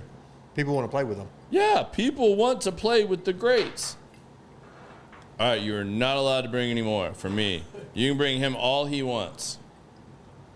Y'all trying to send me down another path. Hell no. Y'all know that's the number one complaint I get. You're mixing things up now and blah, blah, blah, blah, blah. And I'm That's my fault. Hey, be you. That's my fault. Do you. Y'all don't you don't have to listen. You can get the fuck off the podcast. I don't care. Do you. Do you think people are still spending money in this economy right now on marketing, or how are y'all doing with that? Because the economy is fucking crazy right now. I think it's a mix. People are pulling, some people are pulling back. Some people are trying something different because they don't know. But honestly, majority of people have been pulling back from what I've seen because there's a lot of things going on. And people are, they're worried, and it depends on the industry. Depending on like if you voted for the president or not voted on the president, not being political, but it's taking a turn. What I tell my clients is, because they've asked me, they're like, hey, do we spend money on marketing or do we need to pull back? And I'm like, yeah, well, if you pull back, you're doing what your competitors are doing. So, you can market and get ahead of this, or you can quote unquote play it safe and pull back and do what everyone else is doing. So how are you balancing that? I mean, you just told us a story about one of the hardest times you had, and when you thought it was all going to shit, you burnt the ships and hired more sales guys. Yep. So the economy's going to shit. People are burning the ships. They're scaling back. How are you combating that right now? Just really doing things different on a marketing side, like for our clients to succeed. I have a construction company out of Shreveport that we work with. He sold 8 jobs this week alone off the strategies that we gave him. And that's the same client that somebody else is now mimicking what we're doing. And it's just doing the things different, because you have to look at your audience and your clients. Are they spending money? And some people just don't let stuff disrupt them if you have the right audience. A great case in point is when COVID happened. So I have a very big history in oil and gas. COVID happened. Midland did not change. There was no mask wearing. Roughnecks didn't wear masks? There was no. Are you serious? There was no 6-foot stuff. There was no like, hey, we're going to shut down this bar. Like, things didn't really change out there. It's its own world. And so, companies were like, well, we're not going to. It truly still is the wild, wild west. It is the wild, wild west. And, I love it out there. Like, it's true people and people in oil and gas. If you ever get to Midland, go to the Shack. That's one of the most famous bars out there. And, it just depends on what your audience is doing. And that's, as a company and a marketing agency, that's what you have to know. Like, are they still? And go to the Cork and Pig out there if you got there. That's like my favorite restaurant I've ever found in Midland, Odessa. They have them up here now too. Like they're branching out now. Oh, you gotta go to the original though. But go to the original. It's everything you'd want it to be. Yeah. So it's like I tell my clients, like, look, you can take the risk, do out of the norm what other people are doing. Let's understand what your audience is doing. If they're buying and they're still willing to talk and do business, then there's no reason to pull back. All right, I'm going to dive into some more fun, lighthearted questions since we've gotten pretty serious. I tried to hit all the points. He says more serious. That means he's drank more. No. I said lighthearted. I felt like the earlier ones were a little more serious, but seriously, we've touched on a lot of the ones, because I'm not shitting you. Like the short videos we put out, man, like the hustle stuff was, man, people responded to that like crazy. It was really amazing. Kudos to you, man. Like people loved what you were putting out there. But the hustle is all about working hard. But what happens when the hustle stops working? Have you ever hit a point where you felt like your strategy wasn't working, and how did you shift it? God, man. I bought a supercar. I knew you was going to go there. I did. And there's debate. Shit's going bad, and Will Harris buys a supercar. There's a debate that an R8 is a supercar or not. This is not a car forum, so we won't get in that conversation. I did. No, we got a lot of car junkies. Yeah, they're going to love this. I did. I bought the car strictly for branding. 100%. I didn't buy it for attention. It's Dallas, okay? There's a Lambo in like every block. I bought the car. Why didn't you go Bugatti? Come on, Will. Yeah. You're the hustle, man. Yeah, I'm wearing a $12 T-shirt. Trust me. Hey, I wore my boots because I knew I couldn't outkick you today. There you go. I wore my boots. I was like, he ain't going to come in boots. No, I ain't At least my boots can be better than his Jordans or whatever he's going to come in here. I can't do the boot thing. So I literally did. And I will tell people, when you get to a certain position in life, I bought the car to get to certain rooms, to talk to certain people. and it 100% worked. The cannonball run that we did was 100% because of that car. It really was, and it got me. I mean, you couldn't have shown up in your Tesla? No, I don't have a Tesla. Let's get that. We're gonna square that away very quickly. I do not have a Tesla, but it really got me in conversations with people that most people that own those cars, they own businesses, and I can tell you, I've owned that car for 7 months, and it's it's a hefty monthly bill. It is. I financed it for 3 years because I wanted to be sure I was never upside down in it. And I used that car to get in front of certain people. And now that car is 100% paid for through marketing and clients because of the clients that I've met. 100%. And so And so there's no regrets there. And then from the foundation side, it's really, really helped because of purchasing that vehicle. It's done the foundation wonders because it's helped us in the car community. A lot of the people in the car community has really bought into the foundation and donated to our scholars, and it's been good. And it leads me to my next thing. Buying things like that, if you use them correctly in your strategy, it's a win every time. Watches is another thing. Buy the watch that you want because it can really start that conversation with people that you may not normally talk to, because that's your first way to start is hey, I like that watch. I have one too, or however you start that conversation. But it gets you in that room with people to really grow business. I have the perfect example of this, and you're absolutely right, and I'm so glad you went there with this. I literally pulled into the gas station by my house 2 days ago, and right next to me is a jacked up, badass, blacked out F-250. And I see this guy get out. We both start pumping gas, and I'm looking at it, man. And it's got straight up. I forget what it said. I'm gonna try to get this guy on the show, but it had full on decals on it, military grade pictures and stuff like ghosted out in it. And I was like, hey man, sorry to bother you.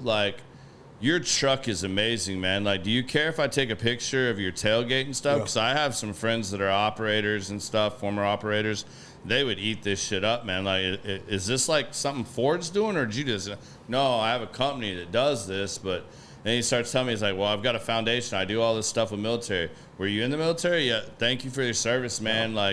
Tell me more about that. He's like, yeah, I was a special operator as well. Blah, blah, blah. We didn't dig real deep, but then he was like, what do you do? And I was like, construction. He's like, oh, and he named one of my competitors. He's like, oh, yeah, my daughter dated the son of one of your competitors and all this stuff. And it turned into a great conversation over pumping fucking gas. Yeah. And I saw this guy's truck, but literally the truck is what started the conversation. 100%. I would have never have talked to this dude unless we ran into each other, literally, physically ran into each other. I would have never have stopped him to talk to him. But his truck caught my eye. I was like, man, I have a lot of friends that would be totally into this type of thing. Tell me more about it. And man, in 5 minutes, I know that this guy has these companies, was an operator, a vet, has a foundation, is doing a big trip with taking a bunch of former operators and veterans on this big trip. Oh, yeah. Wants to talk about it. I'm like, fuck yeah, let's go, man. That's it right there. But yeah, utilized right. It's just, man, balancing that though. Yeah, I think you're absolutely onto something there. You got to have the right intentions and you got to be using it properly. Yes. Because there's so much of this fake bullshit from influencers. I love the line. I'm going to call you out on this because you said it earlier when we talked about masterminds. And you were like, I am not dealing with any motherfucker that does not have a Bugatti that says he has a mastermind. Yeah. Because the reality is that's right. You can't just get a Bugatti. No. Even if you have fuck you money and can buy a Bugatti, there's a wait list. There's all this other shit. No leasing options. You can't lease a Bugatti. You can lease a Hurricane. You can lease a Lamborghini, a Ferrari. You can lease all this shit. And half of these fake motherfuckers on here, on all this bullshit, putting it all out there, they can rent the $50 million mansion for a weekend. Yeah. They can post up and take all these like pictures and do all this shit, but like that ain't real. But that they're selling y'all the dream. Yeah, they are, and I fell into that. I'm not, and I'll be very honest. Young into my career, I was posting dumbass stuff on Instagram, like with watches, and I didn't go to the extent of renting cars or anything like that. But I had this like whole signature dumbass post with a cigar and my Rolex on and a shoe, and it made me nothing. It made me look like a fool. And so I stopped doing it because it was just ignorant. And so even with the car, like I'm very strategic with it. Within 3 months, I picked up 5 clients of that car. And dude, you sold out the Cannonball Run like right out the gate. Out of the gate, and for a good cause. Yeah, all that money went Toys to for Tots. Yeah, Toys for Tots, and the money, the toys, everything went to Toys for Tots, and it built so many relationships. The photos and everything that came out of it were amazing. It was just a feel good story, and so it was just it goes back into what you're saying earlier. The reason for doing stuff, that was for a good reason. It wasn't for attention. It wasn't for clout. It was literally a strategic play to do something and build like a movement for the foundation to where people would understand for awareness. And it worked. All right. I feel like this is important because I want you to give your perspective on this. And I'm asking you as a friend to forgive me. I'm blaming you for the alcohol if I say this wrong because I know how private and personal you are with your private life. But I think a lot of young entrepreneurs and people in general should know this. You have a very strategic strategy with your family and your personal life. I do. And I think that's important. And I don't want to say too much and ask this the wrong way. I think you know where I'm going with this. Can you share a little bit about that and how you keep that? Because you still have to have a balance between all the things you involve yourself in and the amount of time that takes, the time it takes away from your fiance, your family, your personal time. How do you balance all that, and what advice in that realm would you give other young entrepreneurs or people in general? Because I think your look is very unique on that, and I think it's very on point. So I've been very strategic in relationships in the past 2 years. I've had relationships in the past. I've been married before. Which was, showcased all over social media. And then, with the relationships now, I did it differently. And it's worked out. It has. Because it's not a forced outcome. It's like a truly, effect of happiness. It's understanding. It's communication, it's trust, it's credibility, whatever the terms you want to call it. And it has worked out best for me because, golly, man, there's just, my mind's just racing of so many reasons why. From an Instagram account, majority people that you may see on social media that are happy, that you think that are happy in relationships, chances are there's ongoing issues. People never post the issues. They don't post their shit. No, they don't. And why would they? They're showing you the glimmer. Yeah, exactly. And so I have understood that I enjoy keeping those relationships private because if something happens, we have a conversation about it. We communicate about it. We take care of it. Also, the other thing is just people attacking, and it's kept that away. People going after a significant other, people going after families, whatever. I've deviated from that, and it has worked out for the best. And I would strongly suggest, I thought this was a myth, but like the evil eye, like that's a crazy, like when I first heard it, I was like, man, that's crazy. But that's a little out there. Yeah, it's a little. Are we gonna talk about flat Earth next? Yeah, it's a little out there, but like part of that I feel like is some truth to that of jealousy and people that just want to get involved, and so we've exercised different ways on social media, and it's really truly worked. We'll do snidbits of like posts or stories or whatnot just to like let people know, but outside of that, it's not in your face. You can put you or your brand out there, but like I agree with you 100%. Like that doesn't all. And I've said this many times, and she'll probably chime in. I know she's watching, but like my wife is very private. Yeah. And we keep it that way, man. Like y'all, I mean, I'll talk about certain things, but there's a lot of things I'm not gonna put out. Yeah, and there's no reason to. There's no reason to, and a lot of people that make that mistake because the social media world, you feel like you have to, says be real, be authentic, do these things, talk about those struggles and stuff. All right, well, there's certain struggles, yeah. If it's business or your personal development or growth, but like leave your relationship shit out of it. Yeah. Like, and I hope I asked that the right way with you because I know how you are. I mean, I feel like you're right in line with my wife, man. Like, and I did not want to like. No, but like, it's important, I think, for the young people to understand that, like, we've all made those mistakes. Yeah.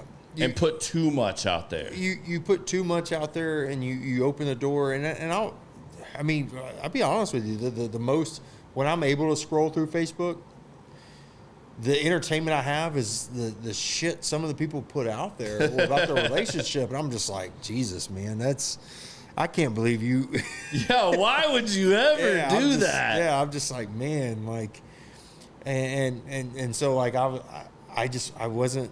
I was going to try something different and not do it because I've heard so many people about that, and there's certain influencers out there that are the same way, and you know what? I don't regret it. I absolutely love it. And I know that about you. That's why I wanted to ask. I hope I did it the right way. Yeah, I didn't want to like tread on your space there, but like I feel like that's really important for some of you young entrepreneurs. It's one less battle you're going to fight. It's one less battle you have to fight. And then, society now with social media, they try to make you feel like you have to do it. And you don't. Like if your account's about business, then leave it about business. Yeah. And just be done with it. Because we all see these idiots, man. Like, it doesn't matter. Like, that's one of the things that, like, I'm not going to get myself in trouble here. It's one of the things I love about my wife, man. Like, I never in a day in my life have had to worry about my wife. Like, my wife handles her own. Like, 100%. Like, and there's been times that, like, damn it, I wanted to step in, but I'm like, fuck, I'll go to jail. And she's already, like, iced this. Like, just let it go. Yeah. Let it go. But, like, I mean, there are a lot of people that struggle with those things, and they compromise their own relationships. Yeah. Because we can all say, like, man, if I post some super hot picture of my wife, ain't no dude on there looking to see that she's got a big ass rock on her hand and that she's married. You open the door. They give 3 shits. You open the door. And you're opening up Pandora's box. And they're going to come in there and say whatever they want. The only thing you're going to get from that is you're going to be pissed off. Yeah. And what good is it going to do you? No, so why put the dumb shit out there?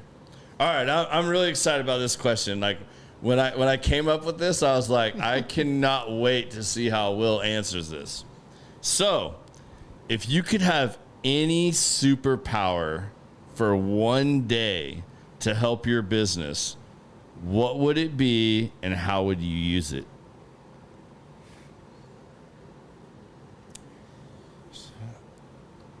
If I had a superpower, Any superpower. to be able to tell the future, because I would literally send out pitches to every ideal client saying, marketing wise, this is what's going to happen in 3 months. And then they would come to me. And then you're just set. Yeah. Yeah, That'd you be just it. roll with Yeah. it. All right. But all then right. also I could help my current client Sue, like saying, hey, this is how we need to pivot because this is going to help you in 3 months. All right, fair enough. That was way too easy for you. I thought we were going to get something really cool. Like, you were going to go, like, off the deep end. Because I know you have the friend with the comic books and shit. I was hoping you were going to, like, really, like, stretch that one. Oh, he yeah. So he's doing extremely well.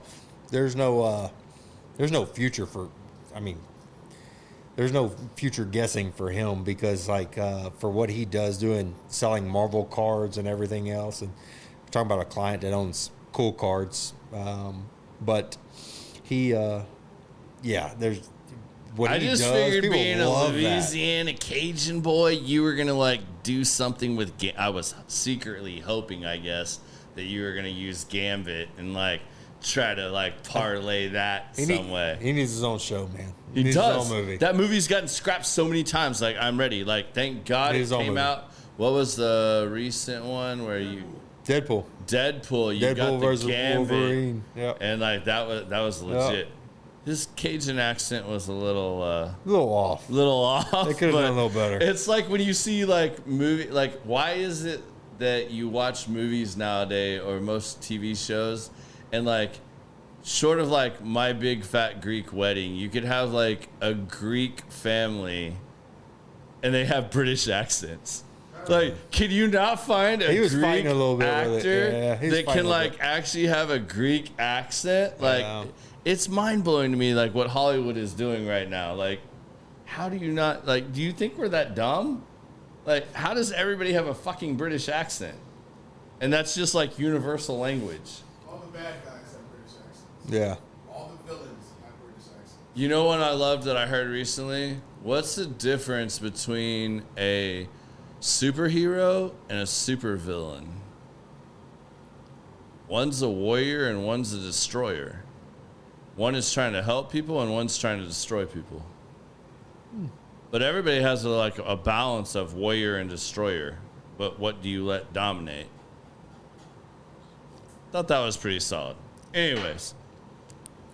All right, man. You've done so much to help others and grow your business. But when was the last time you felt truly vulnerable? And how did that moment shape you? I'm sure this hits home with all the personal and family things you've had going on in the last year. But is there one that comes to mind? So, yeah. 2024 was a hard year. I'm willing to bet that's probably the hardest year of your life. It was very difficult. If it wasn't God, I want to know what the other one was. Well, it was a lot of medical issues. Golly, man. Fuck. So just a little history on it. And I might get emotional on this one. I'm not gonna lie to you. I battled, diverticulitis for a very long time. I self-medicated for, 15 plus years. Yeah. Okay? For people that don't understand what diverticulitis is, it's where you basically have holes in your intestines. Food that's not digested gets stuck in those holes, and then it grows bacteria, inflames. And it swells hardens, up. right? Like, It swells up to where you basically you can't go to the bathroom, and then you have to take heavy antibiotics and or surgery and have that done, and it's very dangerous. People die from it. yeah.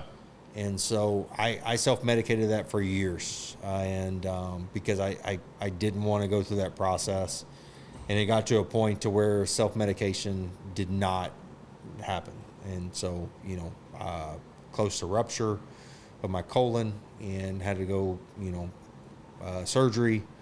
So the most painful recovery time in my life. Could barely walk. Had to use a walker. It was just miserable. Got an email the next day. I'm not going to go too much into what the email was, but basically it was changing the business model of who I was working with, and they wanted to pull out and go a different direction, and was going to change the whole brand of the Hustle brand. And I've worked with these people for years, and it's a very emotional time. And so I'll never forget laying in the hospital bed, doing probably what I shouldn't have done, but checking emails, and the day sending pictures to people, sending I'm selfies. good, bro. I'm good, man. I'm high, but I'm good. I checked email the day after surgery when I first woke up, and I saw an email saying, "Hey, we're going to go a different direction," yada yada yada, and that was a hard time for me, and because there's nothing I could do. I still had. They hit you at your weakest moment. Yeah, and I still had 2 to 3 days of recovery in the hospital. Like I wasn't going. Yeah, you're home, not even going home yet. Not going anywhere. There's nothing I can do. I don't have a laptop, and so it was. That was a hard time for me. It was really a hard time for me, and didn't have much motivation, and it was just kind of sink or swim again, all over again, of what to do. Fast forward from that, obviously, got through it. Fast forward from that, beyond getting up there in age, and I had to go through, the little testosterone pellets. They have those. Yeah. Yeah. I'm against pellets, but yeah, go. Hell no. So I got talked into that, and I tried that, and literally, I don't know, I started having issues immediately after it was inserted, and within a couple of weeks, I my body went septic, and I have this huge scar on my side from it. Had to go into surgery, had to remove it, cleanse the whole cavity, and all this nightmare. And it was just and this was this is months from the other surgery. Yeah, you're not even fully recovered from the other one. And y'all thought I was joking when I said that earlier. This dude has been through hell and back in the last 8 months. And so it was, I went through that, got it done. That was obviously not a bad surgery. I was home the next day, walking around doing whatever. And but yeah, But you're still not even fully recovered from the first major life altering life on the line surgery. Yeah, and it's I went through that, and amazing support group, and but that was just one more thing to go through. And but obviously I got through it, but that was I still had to hold strong, because at the end of the day, it's not going to feed my team. Yeah. And so the goal, the ball at the end of the whatever you want to call it, whatever you want to say, it still had to be an end result. And so I had to put my big boy panties on and make shit happen. Yeah. But it's hard. Emotionally, it's hard. You learn who's truly there for you. Yeah. Going through that. I mean, man, my heart goes out to you, and kudos to you, man. I hope y'all know, I can't believe he shared that much. That was not my intention with that question. But that is half the story. That is like half of it. Like, y'all don't even know. Like, but you just see, like, he's burning the ships, man. Like, he is not fucking going to quit or fail or let any of his team down. And I mean, I think that is the attitude and the mindset that a lot of people need to have, especially young entrepreneurs and people that are really trying to get out there and hustle and grind and do it, man. Like, if you truly the believe, shit's going to hit you when you're at your lowest. It is. Like, they're going to hit you. So if you're not prepared for it and you're not strong and you have not built that team and that secure foundation and you don't have those core values to fall back on, fuck, man. Like, you're going to be how tested. do you get through that shit? Because you're going to be tested. You're literally laying in the hospital bed not knowing how much longer you have, what's going on. Like, I mean, I don't mean how much longer you have in life, but like, how much longer are you stuck here? How long is this rehab? Is life going to be what it was before? What alterations do I have to make? Like, you don't know that yet. Yeah. Like, you literally haven't even got discharged to go home, and yet, I'm going to say it, and this is just my opinion, but assholes, people trying to knock you down, are coming at you and saying, like, yep, we're changing direction. Hey, Will, sorry about your luck. Like, hey, this is what we're doing. You're not even in a position where you can respond. Yeah. And this is in this surgery. Nor should you in that moment, but, like, that's reality. And this is surgery 3 months after we lost our biggest client, where I told you I had to double down. Yeah. Like, you already lost your biggest client. You're doubling down when most people would have folded up.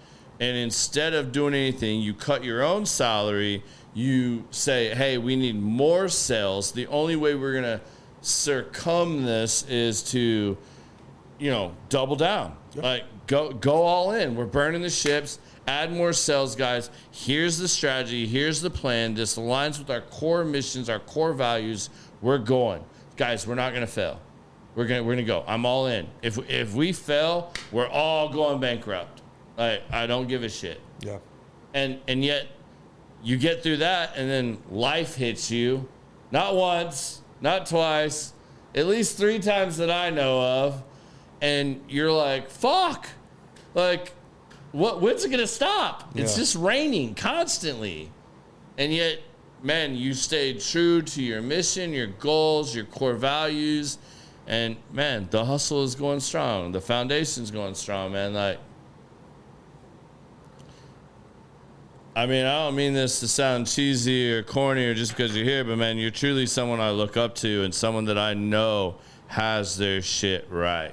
Well, you're taller than me, so you actually look down at me, but it's okay. I'm trying to get as jacked as you, bro. Like, this guy's been in hospital beds. He ain't been working out, and I'm trying to get like Will over here. I have pictures of me coming out of the hospital, and I was so small. Yeah, you sent me a few of those. I don't know that you remember that, but small. Yeah. I was like, there's some motivation. I got small Will. Now I can compete. Now I can compete. Let me get my hustle on. No. All right, man. Man, like some of these questions seem so hard to even ask you now after all this because they've been. Oh, go ahead. What's the one moment in your life or career that you truly feel defines who you are today after all of this? Because you persevered through a lot of shit, man.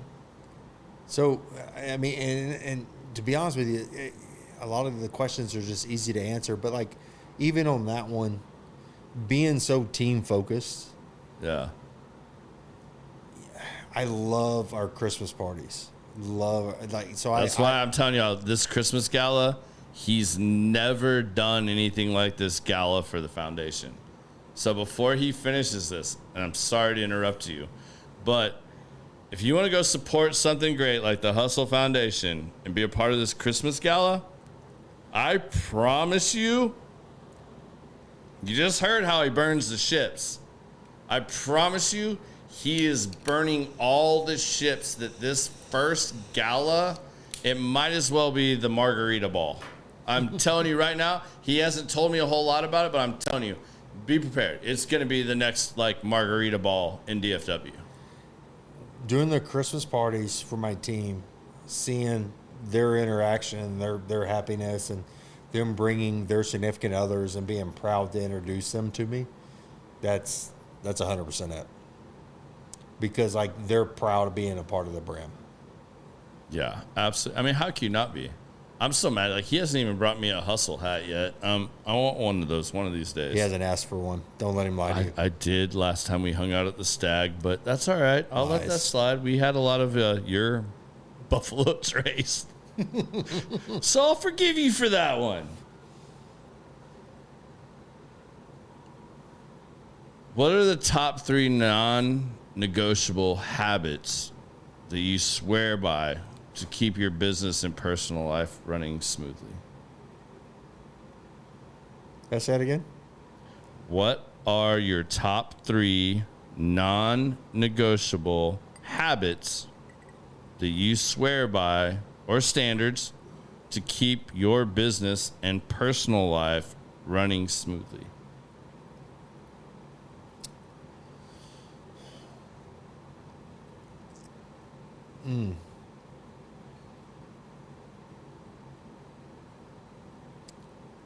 I think mostly it's just like any career. It's work-life balance. But it's also my team understanding that they have access to me for any issues. Because if my team is running smoothly, then I run smoothly. And I think it's really putting them as a priority that really has helped that. But taking the time to educate them correctly, giving them all the tools that they need, processes in place, keep them from really having to interfere. I don't want to say interfere. Keeps them from really having to reach out after hours or anything of my personal life. And giving them that whole like support that where they're 100% confident for anything that they do before they have to reach out to me. Because I can tell you, in 3 years,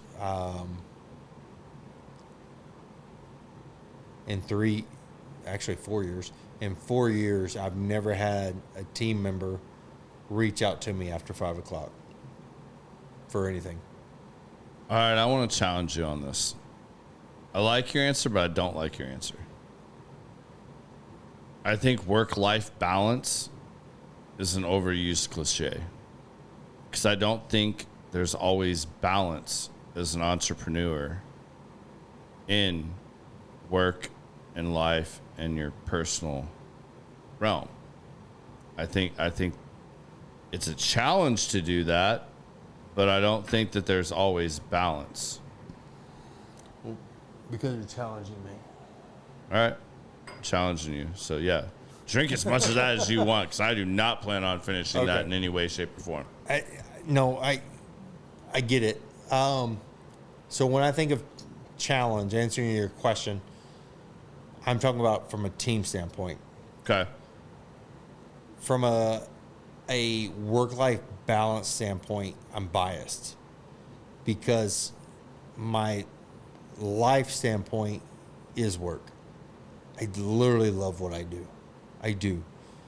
And having a significant other that supports that is 100%. Your significant other is either going to make or break you. Exactly. They can either lift you up or they can fucking hold you down. It's a must.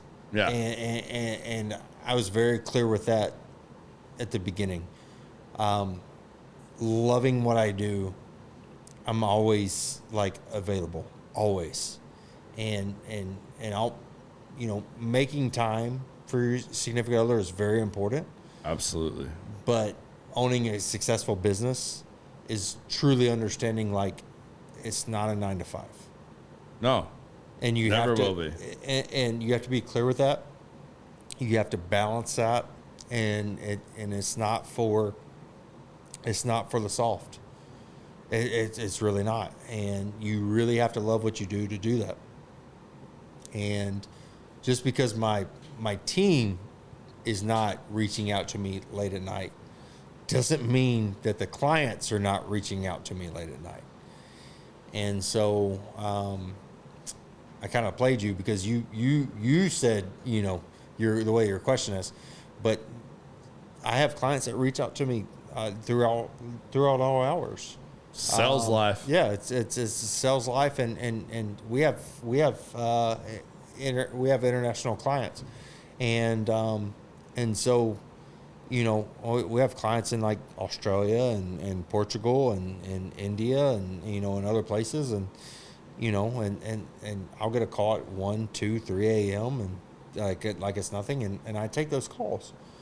But it's just really the understanding of your significant other, and understanding like, hey, this is their passion in life.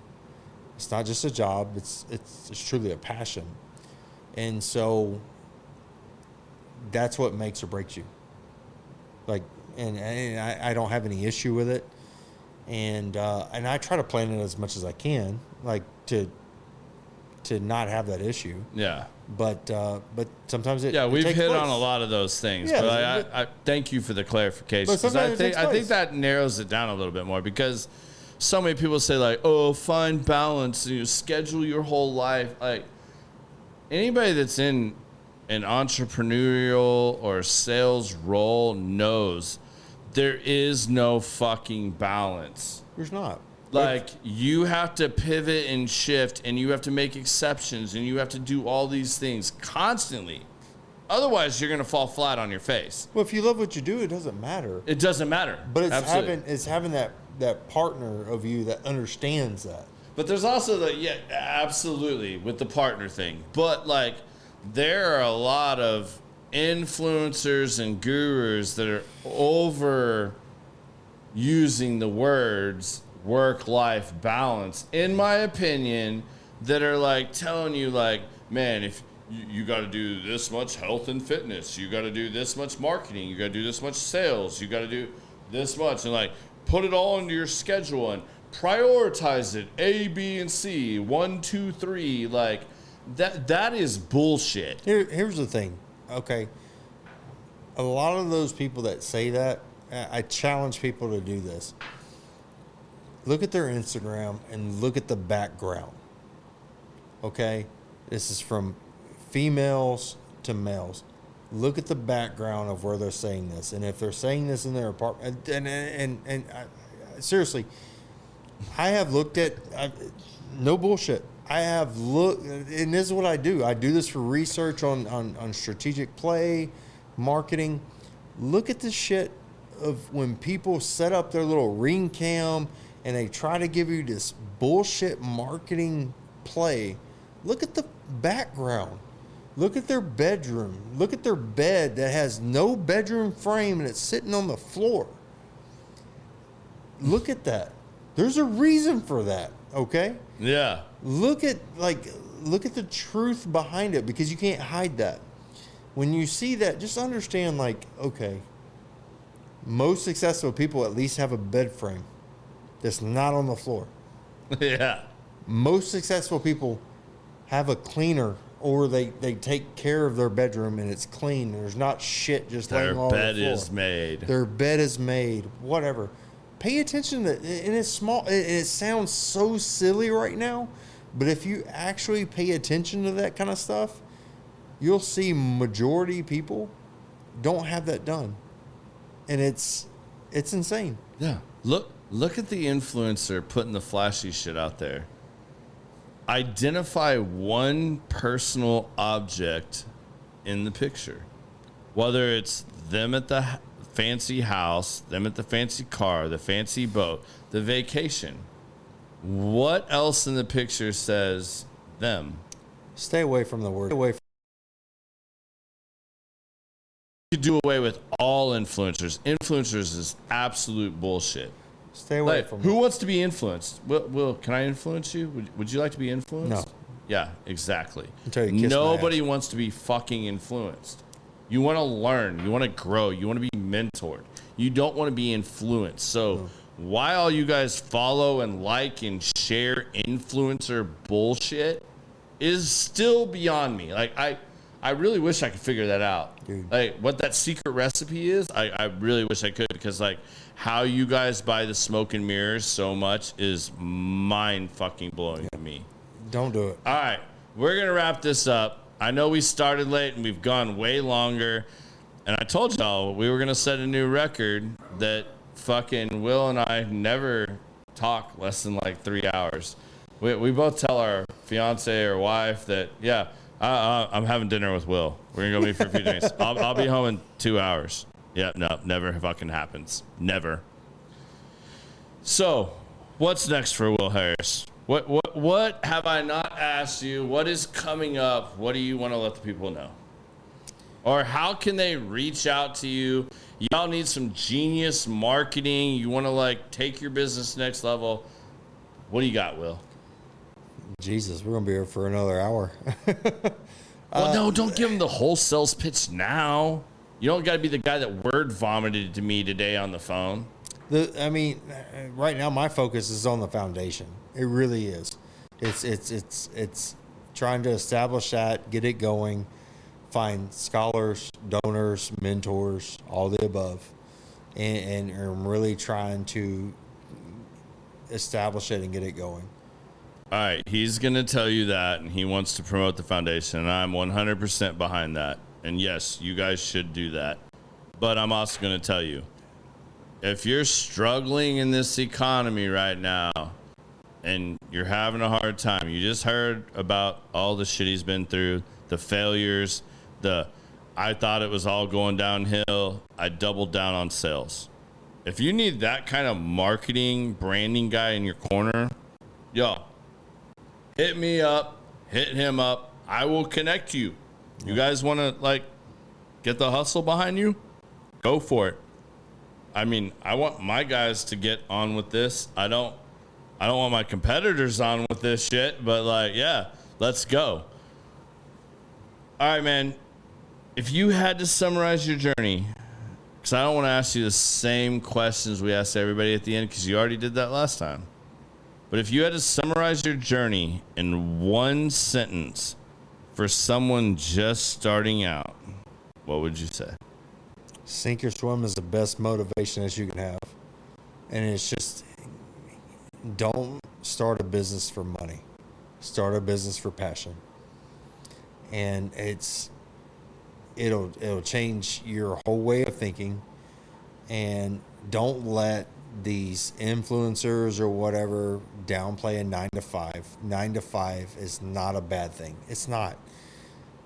If you want to do a 9 to 5 and then also have a side hustle, that's okay. And don't let people talk shit about that. Just do what makes you happy. And at the end of the day, do what fulfills your passion. And if doing a 9 to 5 is your passion, then do it. And you have, and that's why I have a problem with masterminds. That's why I have a problem with like influencers. That's why I have a problem with like these coaches. They fucking, I'm sorry, but like they try to like tell you what you want to do is wrong. And that's not the case. Do what your passion fulfills you. If you can find your passion and purpose, then you're winning. No matter what that looks like. Doesn't matter. Doesn't matter if it's starting your own business. It doesn't matter if you're working for somebody. If you're happy with what you do, don't look at the money. Don't look at the materialistic shit. Don't look at any of that, because I promise you it's not worth it. If you can go to your career, you can go to your business, whatever it is, and you're excited about it and you can do it from day in, day out, and you're happy with it, then stick with it. Period. Absolutely, man. Dude, thank you. I love you, brother. I'm so glad we got to do this again. Well, I'm sure we'll be a three-peat at some point. I guarantee it, because you guys eat this shit up. thank you. This is 97 episodes. We're fastly approaching the 100th episode. What are we gonna do for 100? We got some shit working. I can't say anything yet, but we got some stuff working. I hope you guys will enjoy this episode. I hope you will join us again next week. Sorry, Will got me a little hammered. He keeps giving me damn Buffalo Trace. I'm blaming him. Yeah, you even got one when they got caught up. Like, Flying like a kite. yeah, Biz is even on one. Thank God we don't have him mic tonight. Oh Lord, no, because we'd be here for. Yeah, we'd be here for another 3 hours. But hey, I hope you guys enjoyed it, man. Thank you so much for listening. If you guys enjoy this show or know somebody else that would, please give it a like, share, follow. That shit really matters and helps us so much. And please go over and check out the Hustle. Check out the Hustle Foundation. I hope you guys will support this. And again, you want to play in the golf tournament? Hit me up. I'm going to get a team. We're going to be out there with these guys. Come meet everybody in person, man. I mean, you guys, there's so many connections to be made. But I hope you guys enjoyed this. We'll see you next week. Peace.